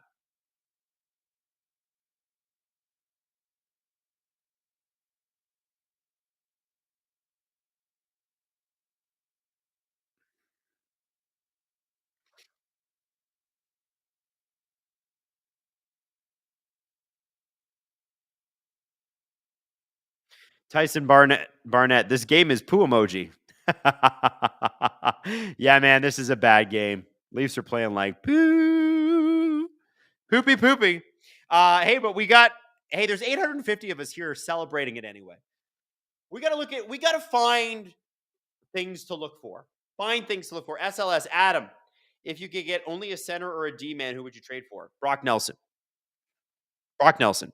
You put Tanev back in this lineup, you'll be fine.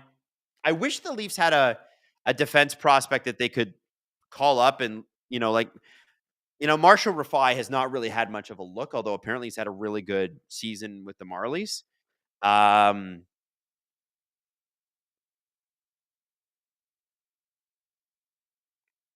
Second unit starting the power play. So Berube's trying stuff out. Look at Robertson. Download a Domi. Back out to the point to Riley, who has not been great tonight, let's be honest. Domi with a shot. Okay. It's midnight. We're watching hockey together on a Wednesday, and the Leafs are getting killed. Oh, nice shot from the point, though. Leafs are on the power play. Matthews got a high stick by Keegan Colasar, who's actually had a breakaway this game. Played well. Jack dropped 99 cents on his first super chat. Thank you, Jack T. Appreciate you.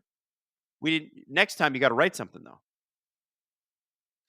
There's Domi.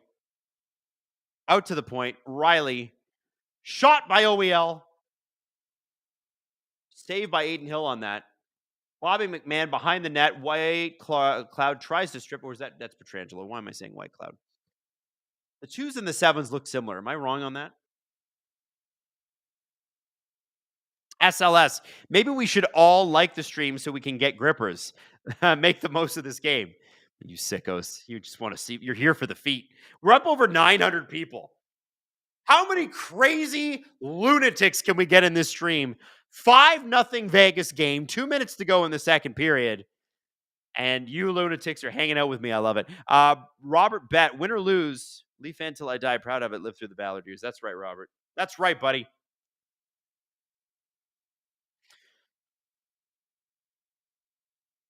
Adam, did you already give everybody the clap? I did, but I can do it again. Here we go. 2:09 left. Boom. There we go. Top line out there for the Leafs. Their top line power play. Oh, here it comes. Matthews scores. Matthews, by the way, I'm going to tweet this out. Austin Matthews has had a point in every Leafs game since January 29th. Against who you ask? That's right, the Minnesota Wild.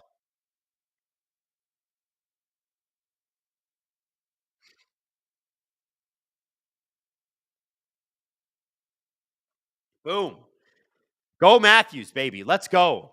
Let's get back in this game. You know what? Who's here for the comeback? It's me. Me. Comeback boy. Ripper Nation believes in a comeback. Good for Matthews. I think he's had a really long month. Are we having mic issues? All right, here we go. Clap.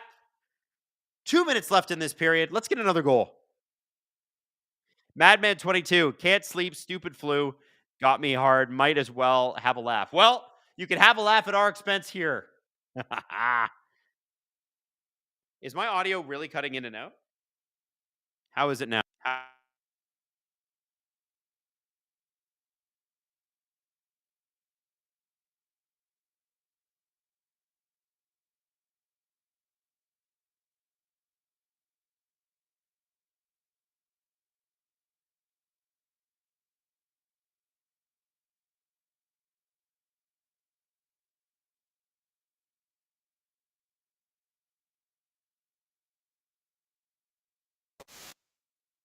Happy now?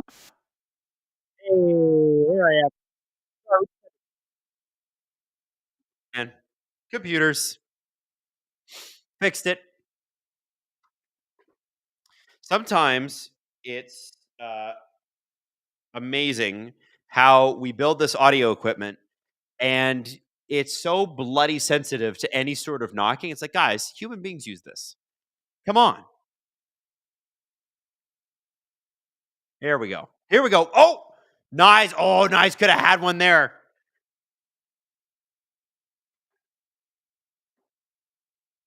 Okay, nice. Here we go. Shoot. It hits right Aiden Hill right in the pads, but whatever. Whatever. Super Sim says, nice scrap and a Matthews goal. Let's go. We're back in this game.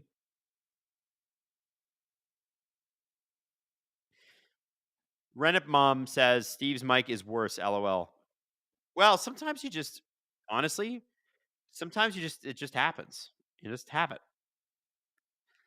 Your mic just, it goes, you know what? I don't feel like it. I don't feel like it.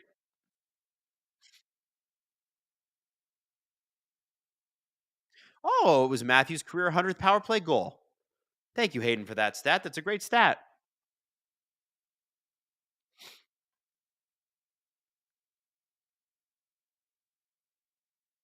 Josh Boma says, trade Domi for a new mic. There's nothing. The mic's good. The mic's good. I think sometimes you just have a situation where this, you can't see it, but one of the mic inputs is right near my hand. So if I gesticulate too much, sometimes I knock it and then it knocks the mic out. And then I have to reset it. And I just did. 10 seconds to go in the period. This was a really ugly period for the Leafs. I'm not going to lie. But they scored. So, hey, what are you going to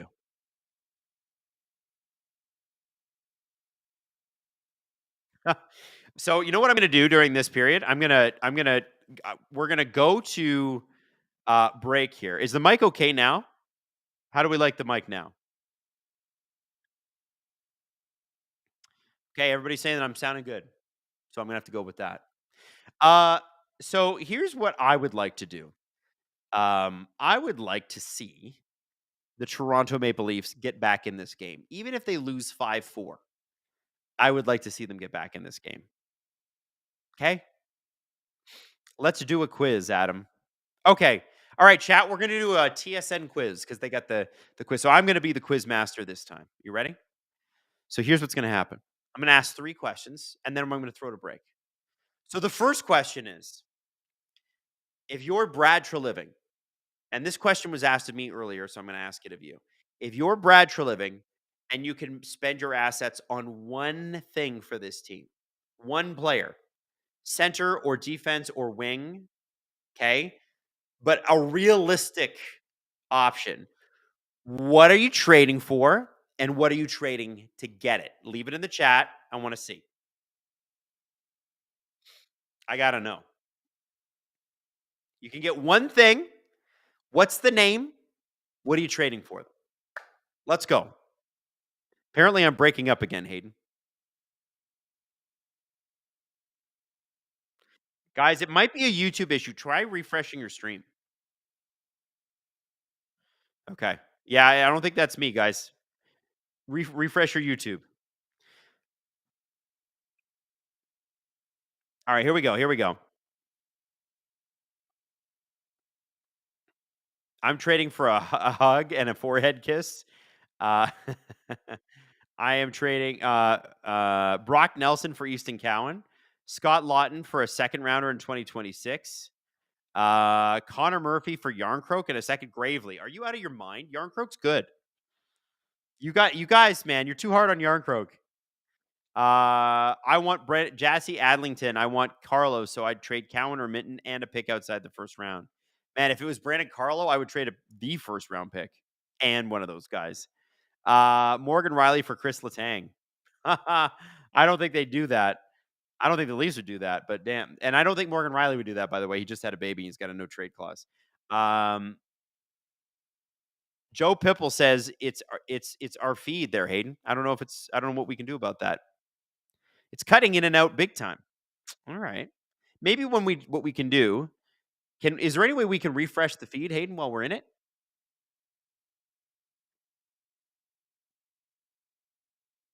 Weird. Okay. Well, I'm not really sure what's going on. Yeah. Apparently, from our back end guys, it's saying we got excellent connection, so it's going to be a YouTube issue. So people would say Benoit for future considerations. Too hard on Yarncroke. That bum is a -1. Stop it. It's his second game in a year. All right. Next question. If you had to make the decision today, Brendan Shanahan is in his last year of his contract with the Toronto Maple Leafs. His run with the Toronto Maple Leafs has led to unprecedented success in the regular season and an unprecedented but well-publicized lack of success in the postseason. Do you A, extend Brendan Shanahan for 2 or 3 more years, or do you B, move on and try to find somebody else? Give it to me. Okay, so we got one by Shanny. Let Shanahan go.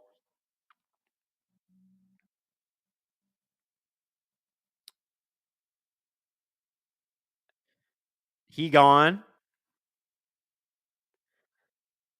Move on. Long overdue. Fire the fraud. Wow. 9,000% move on. Wow. Okay. All right.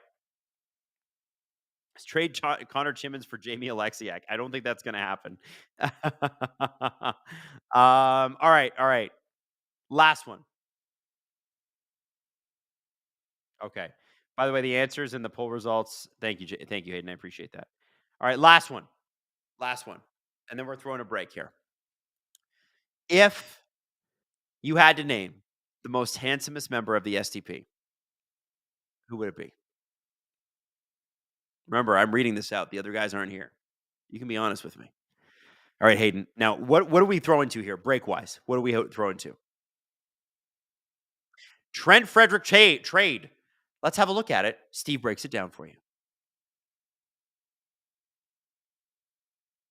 The Edmonton Oilers get bigger and badder, and the Boston Bruins are sellers? We have a trade to announce. A three-way trade to announce. Sometimes there's confusion around three-way trades and the way they work. It's not one trade, technically. As the Oilers put in their press release for this trade, it's actually 3 trades. So trade 1 is between the Boston Bruins and the New Jersey Devils, who are the third team in this trade to help facilitate. And by facilitate, I mean retain salary so that the player's cheaper. That's it. The Boston Bruins trade Trent Frederick, 50% salary retained, to the New Jersey Devils in exchange for unsigned draft choice Peter Hauser. Trade 2, the New Jersey Devils trade Trent Frederick, 50% retained again, to Edmonton in exchange for unsigned draft choice Shane LeChance. And trade 3, Boston trades Max Jones, a forward, and unsigned draft choice Peter Hauser to Edmonton in exchange for Max Wanner,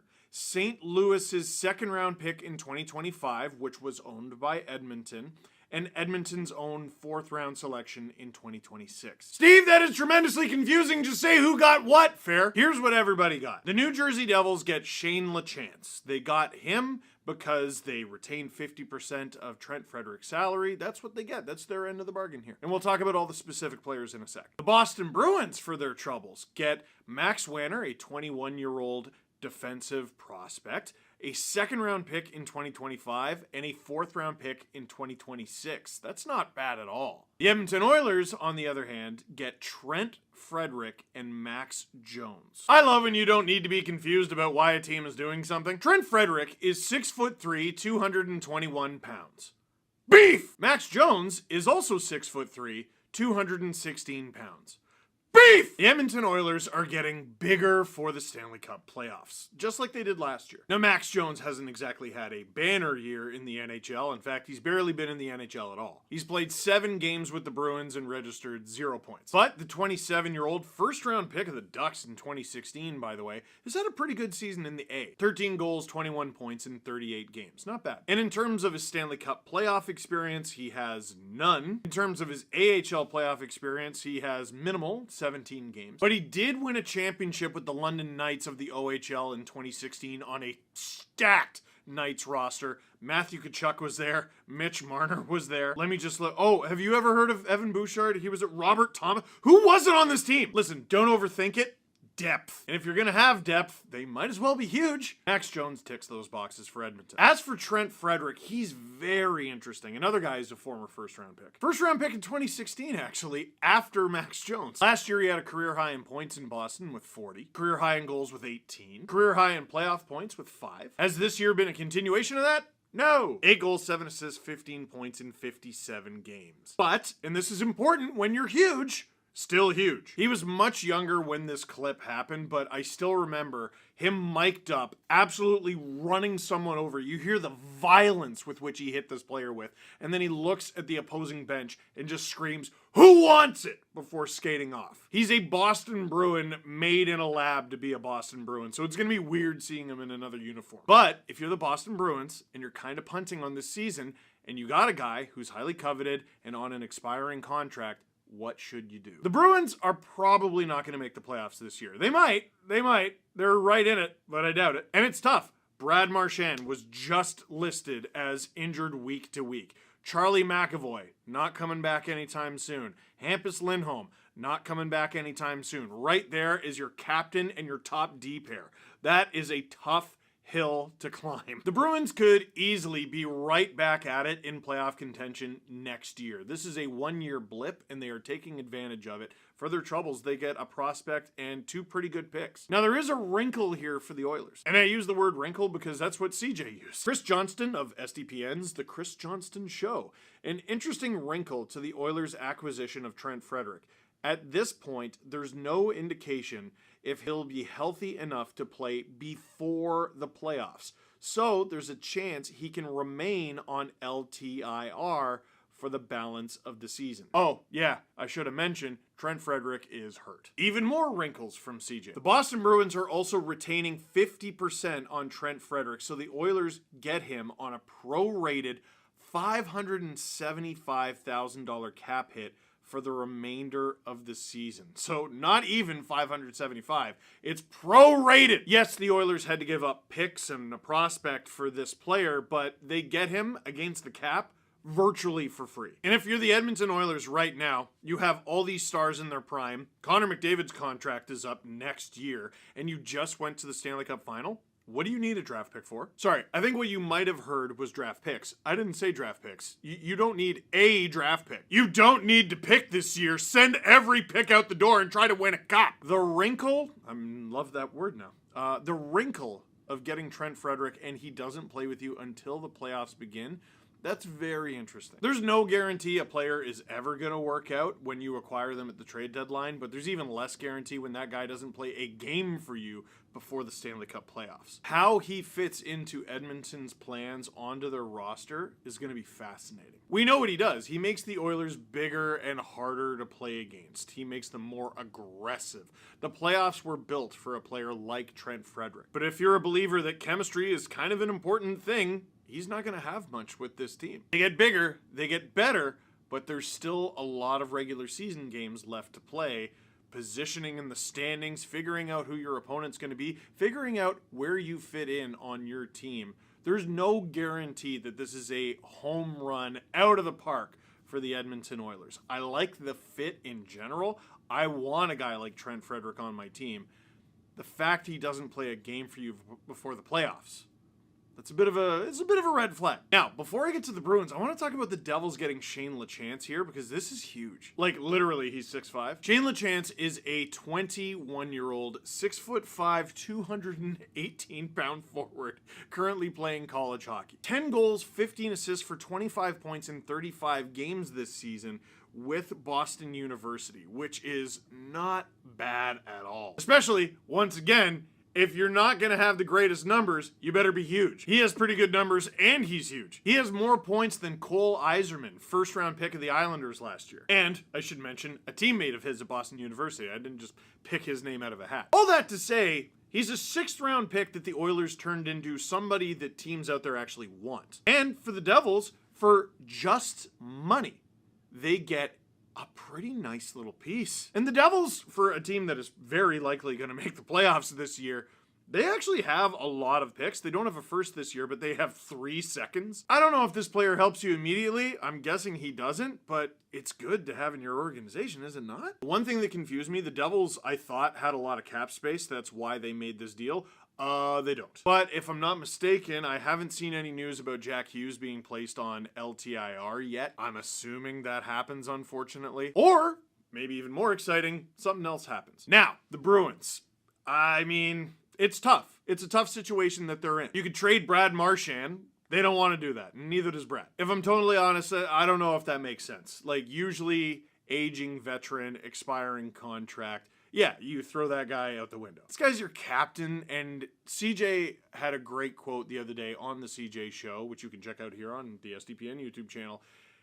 Marchand is part of the fabric of the team. And this season, you can be pretty confident is a blip. The season started awfully, and you fired your coach, and a lot of things were weird for the Bruins, but they ended up righting the ship enough that they should be in a playoff spot right now. You lose your entire first pair, you lose Marchand. Yeah, no, you're kind of screwed. So you might as well come out of it with a 2nd-round pick, which the Oilers got from the St. Louis Blues. That was when they got double offer sheeted this summer. So while that offer sheet situation has worked out pretty well for the Blues so far, here's an example of the Oilers using the assets they got from those offer sheets to help them try to win a cup this year. They get a 4th. Better than a kick in the pants. And they get Max Wanner, who actually HockeyDB lists as Maximus Wanner, which rules. 6'3" defenseman who recently turned pro from the WHL. He's played the last 2 seasons with the Bakersfield Condors. Only 22 games this season, only 2 points. He's only 21. We have the same birthday. I was like, oh, he's 21. When does he turn 22? We have the same birthday. March 12th, it's coming up. What do you want? What'd you ask for? Oh, you know what? I like this guy now. He's going to be a great player. The only other two NHL players I can think of that have the same birthday is, I think, Mikko Koivu and Byron Fraze. Anyway, where was I? Maximus Wanner is the best and going to win the Norris. Peter Hauser, 2021 draft pick, also involved in this deal. Wouldn't overthink it. He's a forward with 4 points in 25 games in the Czech League this season. And let me just check. He does not have the same birthday as me, so I don't know. I'm not as sure about his future. Sorry, if you're an NHL prospect, you have to be born March 12th for me to take you seriously. So, what do you think of this deal? It's really interesting, isn't it? The Bruins' end of it, to me, is pretty obvious. They get some good assets that they could use to get better. I wouldn't be surprised if they didn't even use those draft picks to pick anyone. They just trade them at the draft or something just to compete next year. If they're unwilling to move Marchand, what else are the Bruins potentially willing to do at this deadline? They got some days left. What do you think of the Devils' end in all this? Because they kind of spent cap space that they don't currently have, but they get a really interesting looking prospect out of it. And the Edmonton Oilers, they get two big players that can help them out on their Stanley Cup playoff run, but not until their Stanley Cup playoff run. Leave a comment in the comment box down below, but for now, that is it for this one. Thank you very much for watching. Click like if you like this video. Click subscribe if you really liked it. Tell all your friends. Friday, SDPN is the place to be. We're going to be making videos all trade deadline day, and then afterward we're going to have a little podcast, and it's going to be good for your ears and eyes.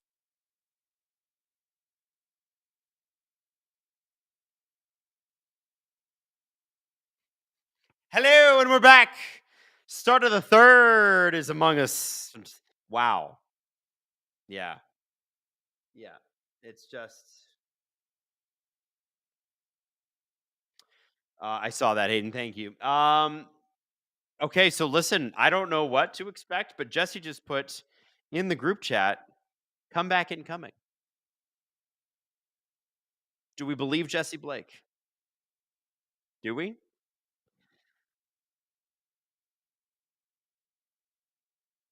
It's just yucky right now. It's yucky. What else can we say?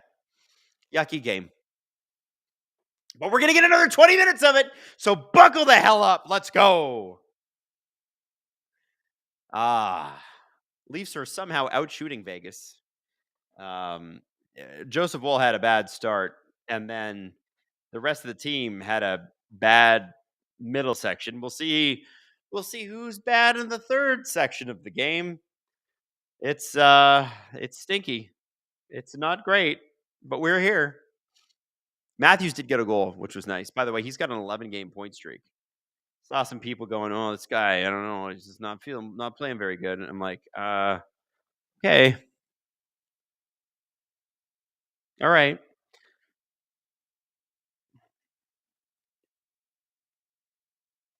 All right. Let's get to the game here, guys. Not even a little bit interested in what the Leafs did in practice this morning. No disrespect to Mark Masters and Masters Nation. Just not interested. Don't care. Want to see them play some hockey. Want to see them do some good. I'd love to see something special happen tonight. Wouldn't you?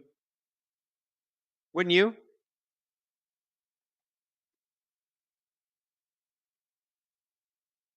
All right.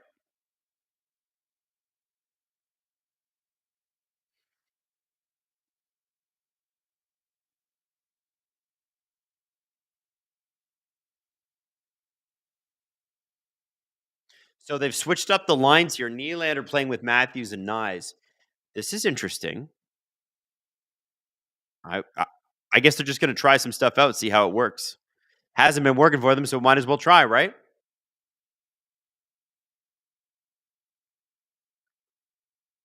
Benoit is out there with McCabe, by the way.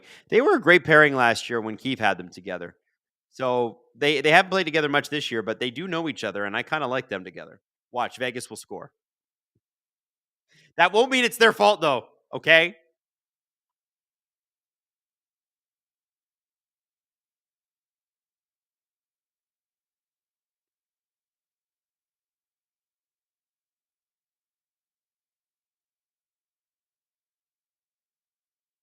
All right.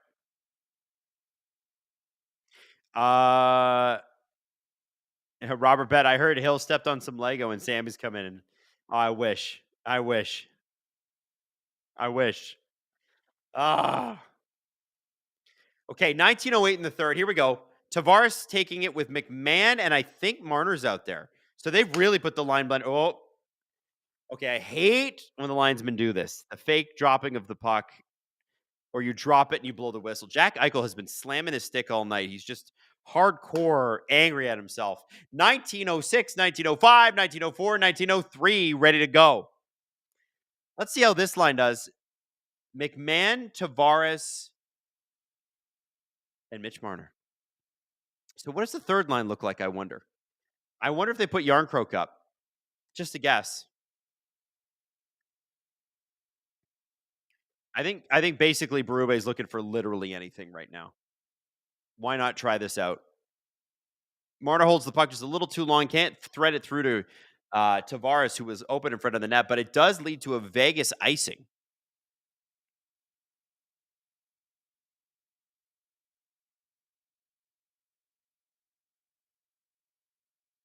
Did I say Brubaker? I meant Berube. Listen, guys, it's late for me. Okay, 12:24 a.m. I'm never up this late anymore. All right, let's see a goal here. So that's Domi out there with Holmberg. And who's the other guy? I can't even see. Is that Robbie Robertson? Or is that Yarncroke? It's Yarncroke. Okay, good. Yarncroke deserves to be upgraded. He's played well. And you know what? Yarncroke's great on defense. Domi isn't. Maybe it balances each other out. Could be, right? Try it out. You got to try. Game sucks anyway. What might as well see what you got.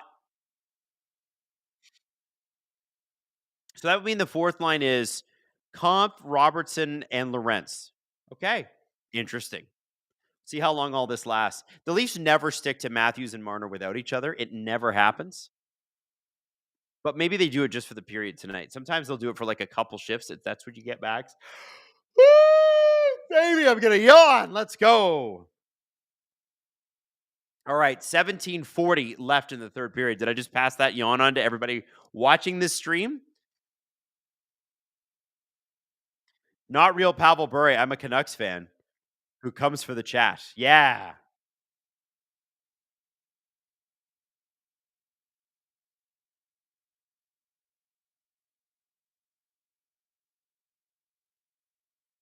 TML, the Leafs suck. There is nothing taking its toll. Okay, well, if you want to bury your head in the sand and say, yeah, no, they've had a super easy schedule, it's for sure super easy. Cool. You do you, man. Grouchy pantses.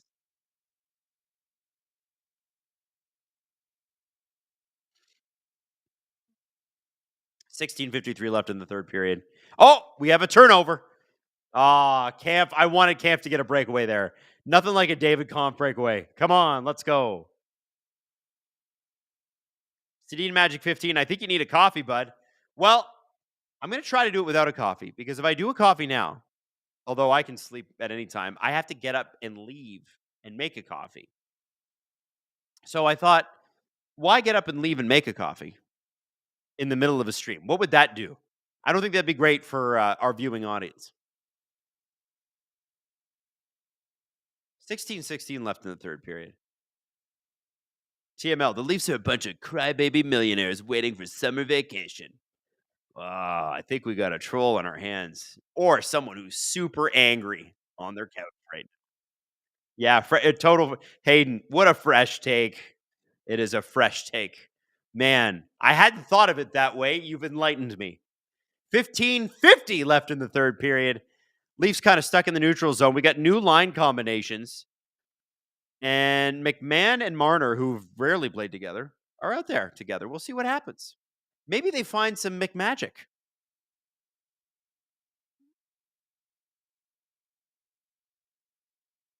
Tavares. Oh! Nice little play. Mitch Marner out front to McMahon. Oh, can't find him.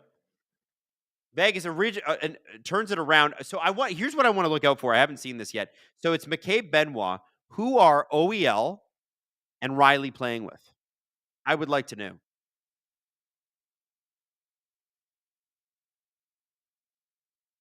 Primus sucks, says it's so easy getting at under Adam's skin. You know why? Because I'm transparent. I'm that pale. 15 minutes left to go in the third. Sophie says, blow it all up. Trade everyone. Guys, oh my God. The existential dread right now in this chat is outrageous for a team that's literally in first. What are we talking about here? Just like they hadn't lost a game after Four Nations until San Jose on Monday. And they lost that in overtime. So since Four Nations, the Leafs have taken 11 out of a possible 12 points. Now tonight, looks like that streak's coming to an end. But we have to grade a season on 10, 15 game increments. They're doing okay. It'll be all right.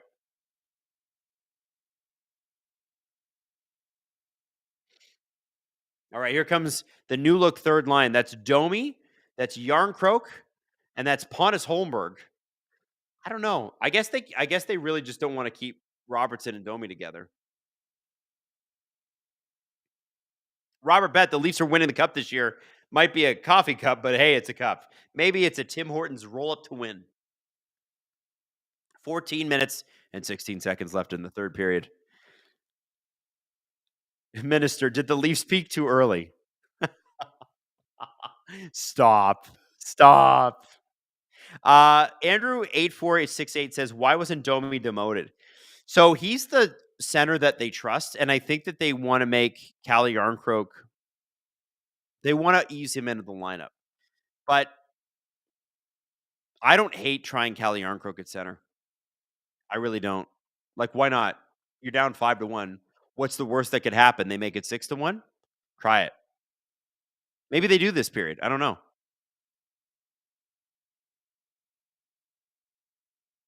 Connor McKechnie. Just finished a big project for Teachers College that's due at noon tomorrow. Think I've earned a beer after this miserable result from the Buds. No kidding. You have absolutely earned a beer.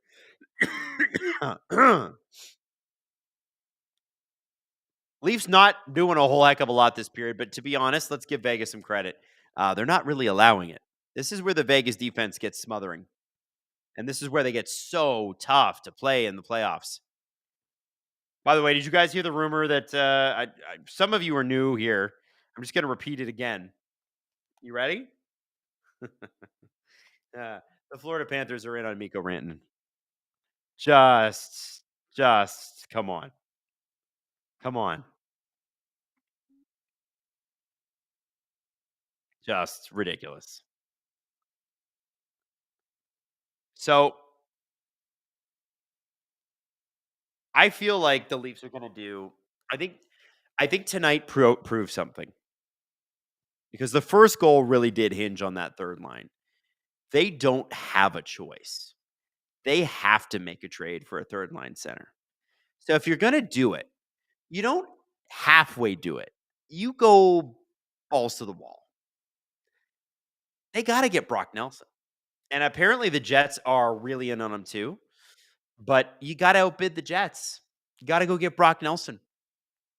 You got to get him. You have to do this. RMS Seguin fan. Hey, Adam. With Shen being traded, do you think Pittsburgh is going to flip him or keep him? I think if Kyle Dubas keeps Luke Shen, who's 35 years old, out of the playoffs this year, it's a war crime. You can't do that. And no disrespect to Kyle on that. I think Kyle is a very, very good general manager. I think that if you're keeping Luke Shen for his leadership capabilities, like Pittsburgh legit said that. Oh, we're keeping him. We like him. He's a great leader, blah, blah, blah. That's cool, man. Great. And I know it's Sidney Crosby's team, but they're in like next to last place. What are we talking about here? You're trading him. Don't keep this man out of the playoffs. Let him go and try and win a cup. Another one.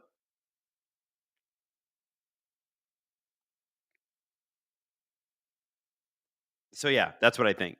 I think the Pens are going to trade him, and I think if they don't, it's a mistake. I think a retool is a retool is a retool, and I know Shen matters and he's great.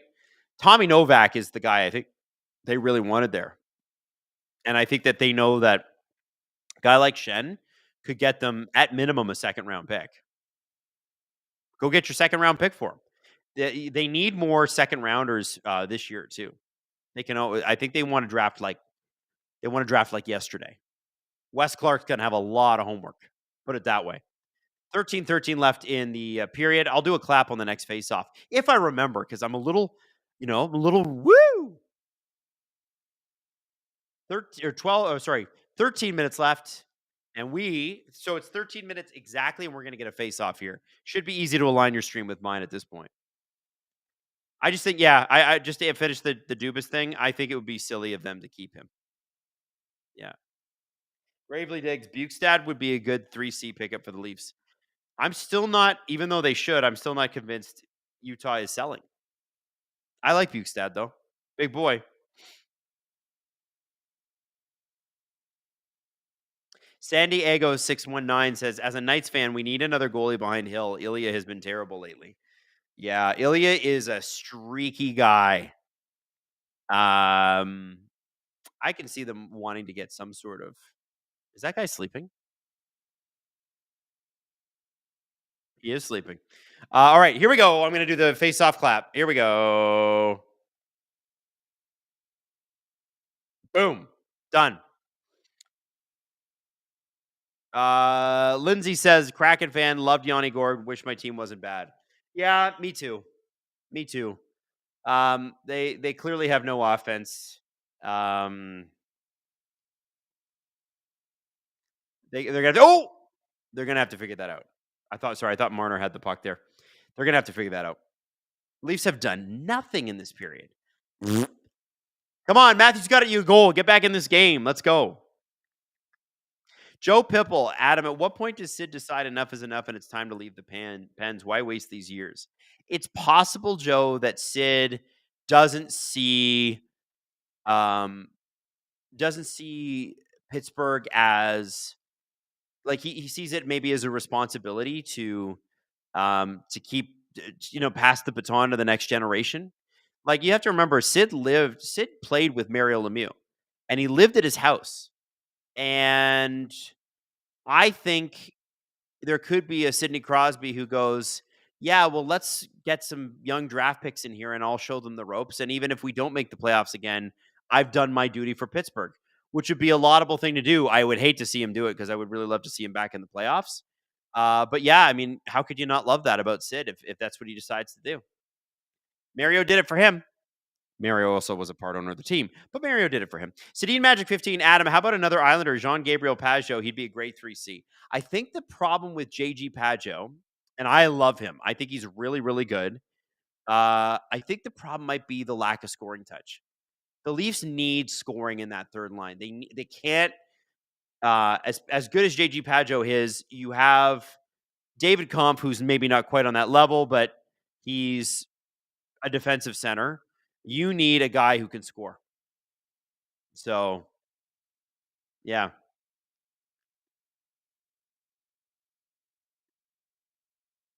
William Spurgeon, Adam, as a Nashville Preds fan, we need a better goaltender than Saros. I can't trust him to do anything for us. I think Saros, along with the whole team's having a bad year, buddy. He'll be back next year. It's UC Saros. He's going to be great. I think Pekka Rinne had bad years too, right? It just, with the greatest goaltenders, Bobrovsky used to be like one good year, one bad year, one good year, one bad year. Bobrovsky was so bad, he got a Columbus coach fired and then proceeded to win the Vezina that same year, I'm pretty sure. Like he's just, that's the thing with goaltending. You will have off years. Look at Swayman in Boston. He missed training camp, is having a bad year. Does anyone think Swayman's a bad goalie? No.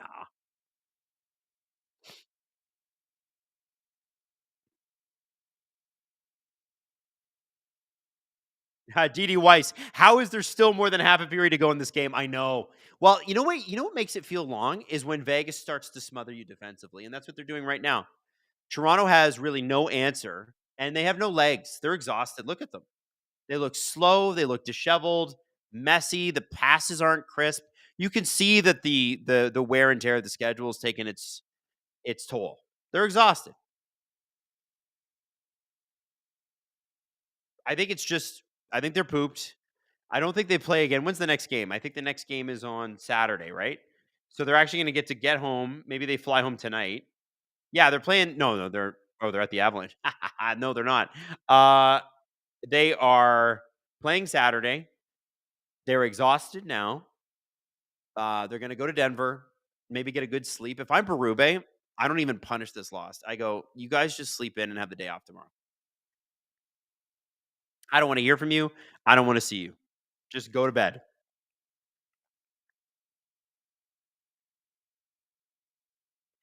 Hayden says he doesn't want to hear altitude as an excuse either. Hey, so when the Minnesota Wild, Hayden, when they play in Denver, is the altitude thing real?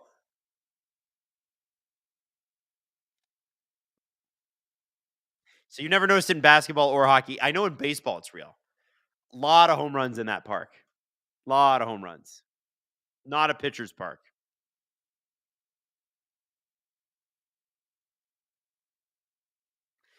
7-6. The Leafs need to go to Casa Bonita. That's true. They do. That's a good little South Park reference. EC Iggy says, I'm from New York, but I played in Colorado a few times. Yeah, it hit me. Interesting. Well, listen, get there and get into it by I don't know, get there early, stay there, get used to it. But you gotta take a day off tomorrow. It's enough. They're exhausted. Sandy says in football, it is real. Adam, did you forget what Steeler Ryan Clark said about Denver? I did forget. What did he say? I loved Ryan Clark when he was playing for the Steelers. Ember Ashton says bag skate them. Man, they've been bag skate. What is this? This is game 7 in 11 nights. What are they supposed to do? They're pooped. They're exhausted. People saying one person said in the chat, "Oh, it sounds like you're coping." Well, maybe I am a little, but I'm not that worried about it. I'm just not.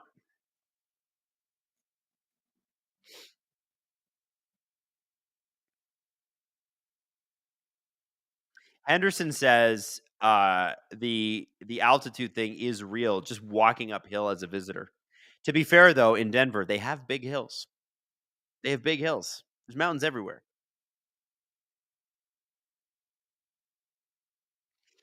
Hayden says, "I think a professional athlete's conditioning might be better than ours." Hayden, are you sure?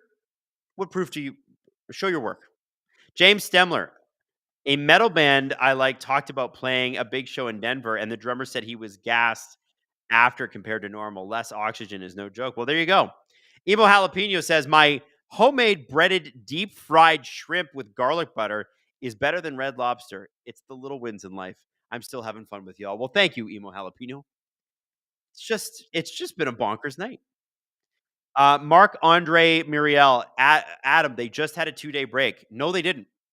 I don't know if you noticed this, but they played in Toronto, and then they flew, and then they had a day in between to get acclimatized to the other side of the continent, and then they played.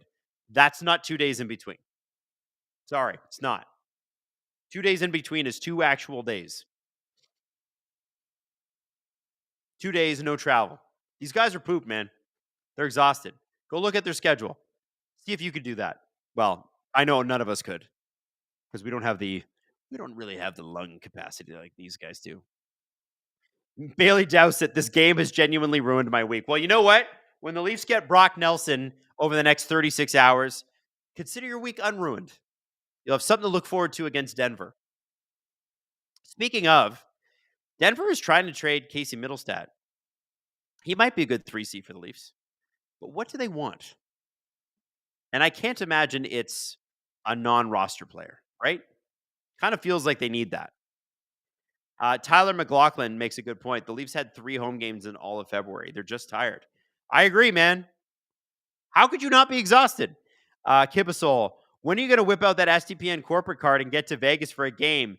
For a media company, you should know what the atmosphere is like. Well, Jesse's already been. And I'll be honest with you, the Canadian dollar versus the US dollar right now ain't great. It ain't great. But yeah, I want to go.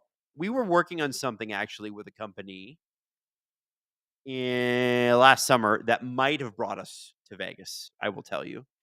The deal didn't end up happening, but we were working on it. Don't worry. if you're an American listener to this show or any of these shows, we're working on it. We're growing the company.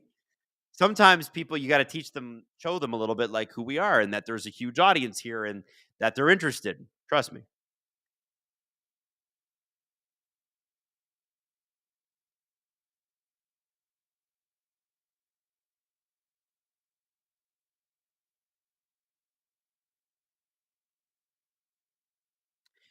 Jack Maloney, Adam, what are your thoughts on Pew Suter? He's a good 3C and he's on the block, strong defensively. I don't think that's what the Leafs need. I like Pew Suter a lot. I liked him a lot for Vancouver in the playoffs last year. 16 goals is not bad. Guys, 28, like, oh, we got a goal. Mitch Marner, everybody. We're back in this game. Mitch Marner.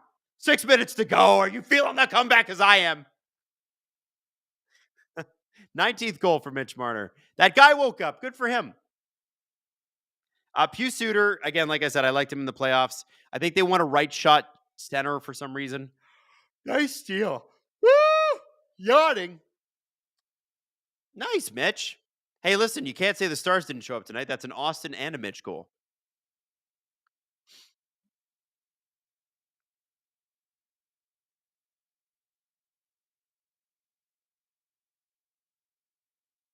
You know, if the Leafs scored a goal here, like in the next little bit here,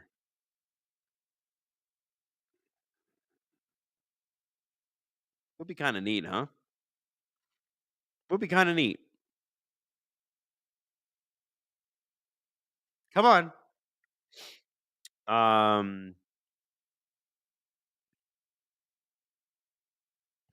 Moose Hawkins, we have never been so back. Yo, true. All right, here we go. 6:25 left in the third period, kids. Jesse Blake, only 3 more goals to go. Let's go. That's a goal roughly every 2 minutes, and they'll tie this game up. Why can't they do it? Cosmo Kramer says, I'd rather have Bukestad than Suter. Suter is small. Yeah, I think you want to probably go big if you can. But I like, to me, I like a guy like Brock Nelson because I think you can re-sign him. Imagine down the center next year. Matthews, Nelson, Tavares. And I would put Tavares on the third line because Tavares elevates the game of everybody he's with. Can really drive any line that he's on. And let's say the Leafs have a Fraser Minton or an Easton Cowan in the lineup. Be kind of sweet to have John Tavares showing them the ropes, right? Teaching them how to be NHL players. It'd be good. It'd be good.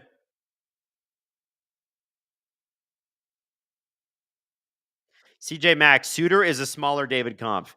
Here's why I will disagree with you. David Kampf, who I like, has 4 goals this year. Pew Suter has 16. So Pew Suter is a lot better than David Kampf on the offensive side. And if they get him, hey man, I wouldn't be upset. I'd just be like, you needed a Brock Nelson and you got a Pew Suter, and there's a difference. We're talking Brock Nelson, Ryan O'Reilly, whoever else. I still don't think Scott Laughton is the answer. I mean it when I say that. That does not get me excited. Oh, here we go. Mitch Marner. What a move. Oh, he's tripped up, but from his knees still gets the shot up. Listen, Mitch is going to put on a little bit of Harlem Globetrotters for us. Why not?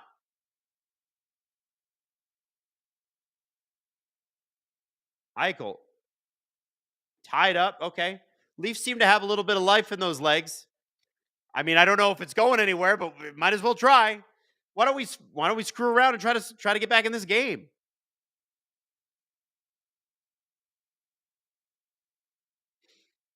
Not real Pavel Bure. Well, in reality, Leafs can't trade for a Brock Nelson. Yes, they can. There are other players that they can move out for salary, and the Islanders can retain. He's only got a few months left on his deal. Trust me when I tell you, the Leafs are in on him, and they can make that work. It would just be who goes back. Probably not Domi. It'd be somebody else. Hey, Adam, here from Birmingham, UK. Any thoughts on how the NHL could grow the game in England? Well, they could start by playing more games in Europe, and I think they're going to. I think that's why, like, they're talking about expanding the schedule. I do think they're going to play games in Europe. Alan's been talking about that a lot. London, Paris, Brussels, potentially Berlin, something like that. You know what I mean? Stockholm, obviously Helsinki. Those are hockey hotbeds. But if you really want to grow the game in Europe, you have to play consequential hockey in Europe. It can't be preseason. You got to do it more often. So, the NFL plays regular season games in Europe. The NHL needs to do that too. Oh, nice little setup by Matthews there. Leafs are cheating a lot to offense right now. I can't really blame them. Oh, what a save! Or I don't even know if that made it, but Barbashev almost put one home. Hey, listen, the fact that there are this many people and it's almost 1 a.m. Oh, we got to fight Ekman Larson and Howden. Brad Howden. Really?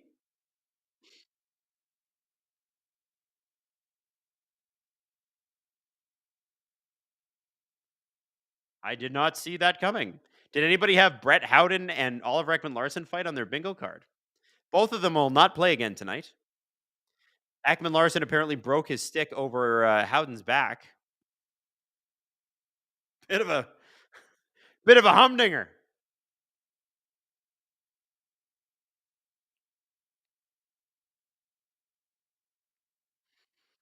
What are you giving up for Brock Nelson? His AAV dollars would have to go out. Can't just be a prospect trade. Well, okay. So let me just quickly have a look here. Islanders. So the Islanders have all three retention slots open, which Hayden just pointed out to me. And Brock Nelson makes 6 million. So you're getting Brock Nelson at 3 million bucks. Okay. So there's a bunch of guys on this team that make enough money where you could do that. It's probably not going to be Max Domi. It'd be like, I don't know, David Kampf. There's 2.5 million bucks. There you go. And I like David Kampf. And I think it'd be a bummer to lose him. But are you telling me that Pontus Holmberg couldn't play that role for a lot cheaper? Because David Kampf is a good player at 2.5 million bucks. Is he that much better than Pontus Holmberg? Is he a million? Because Pontus Holmberg makes 800,000. So is he 1.6, 1.7 better than Pontus Holmberg? Have a hard time with that. If you're looking for center depth in the playoffs, guess who else you can bring up? Fraser Minton. Assuming you don't trade him. So yeah, I don't know, man. Um, it just feels like to me, you can do it. You could listen. The cap doesn't apply to Vegas ever. The Leafs can make that work. That's an easy one. Vegas did get a power play, so unless the Leafs get a shorthanded goal, this game might be over, guys. As shocking as that might be. J Picks 94. If you could acquire any Leafs legend in their prime, who would bolster the Leafs? It would be Daryl Sittler or Doug Gilmore. You need a centerman who could score a bunch, who's also tough as hell. Those guys. Those are the guys I'd want. Or Mats. The three best centers in Leafs history, along with Matthews, would be one of those guys. You need a centerman. I would also love to get Boreas Salming, who is also tough and a monster. Okay, so no, hold on, Aiden. I'm not seeing. I think they just got 2-2. Oh, okay. So the NHL website changed it. We've got offsetting minors. All right. I guess it didn't count as a fight. 3 minutes left in this game, and not a moment too soon. Hasn't been the best one. They're not real Pavel Bure, but you're giving up Cowan or Minton if a team is retaining. Not necessarily. Maybe you are. I mean, it depends on. So the Jets, I know apparently tonight have made an offer for Brock Nelson that includes their first round pick. So if Toronto comes and they're like, we'll give you a first round pick and a second round pick, that's a better deal. And Toronto's first round pick is more valuable than Winnipeg's because Winnipeg's is Winnipeg's the top team in the league. So it's literally it's going to be like a pick in the late 30s or sorry, early 30s probably, assuming they go deep. My point is, you can do this. And whatever, you give up a prospect. Who cares? The future is now. You got to win now. If they're giving up prospects for real NHL players, look at what Tampa did today. Gave up another 2 first-round picks. They've drafted like once in the first round in the last like 10 years. Who cares? You have superstars. Surround your superstars. Keep trading those picks, baby. Let's go. Steve-O's channel says Winnipeg's a fraud. I guess we'll see. In the playoffs last year, they kind of did come out a little fraudulent. We'll see.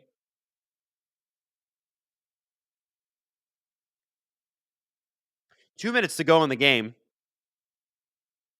Matthews and Marner with goals. Don't let the shots fool you. Leafs had a pretty good first period, still managed to let in 3 or 4 goals, and a terrible second period. This one's been just back and forth.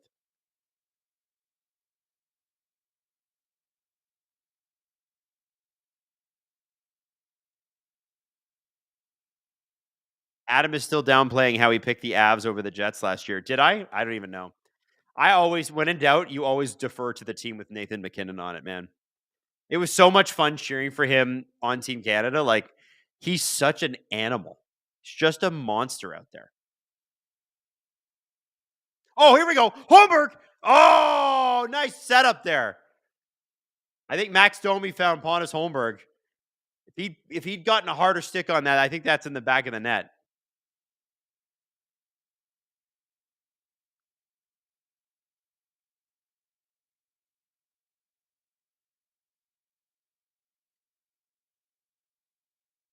Oh. People are like, LOL, the Leafs won't have a first until 2038. You know what? And I would say, who cares? You can find guys like Matthew Nyes in the second round. That's where they found him. You can do it. You just got to keep restocking and restocking and restocking. 30 seconds to go in the game. Guys, we almost made it.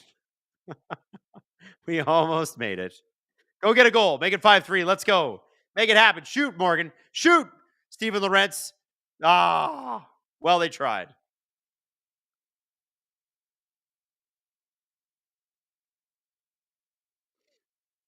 Vivian, do you give up Nyes for a second line center? No effing way do I give up Matthew Nyes under any circumstances.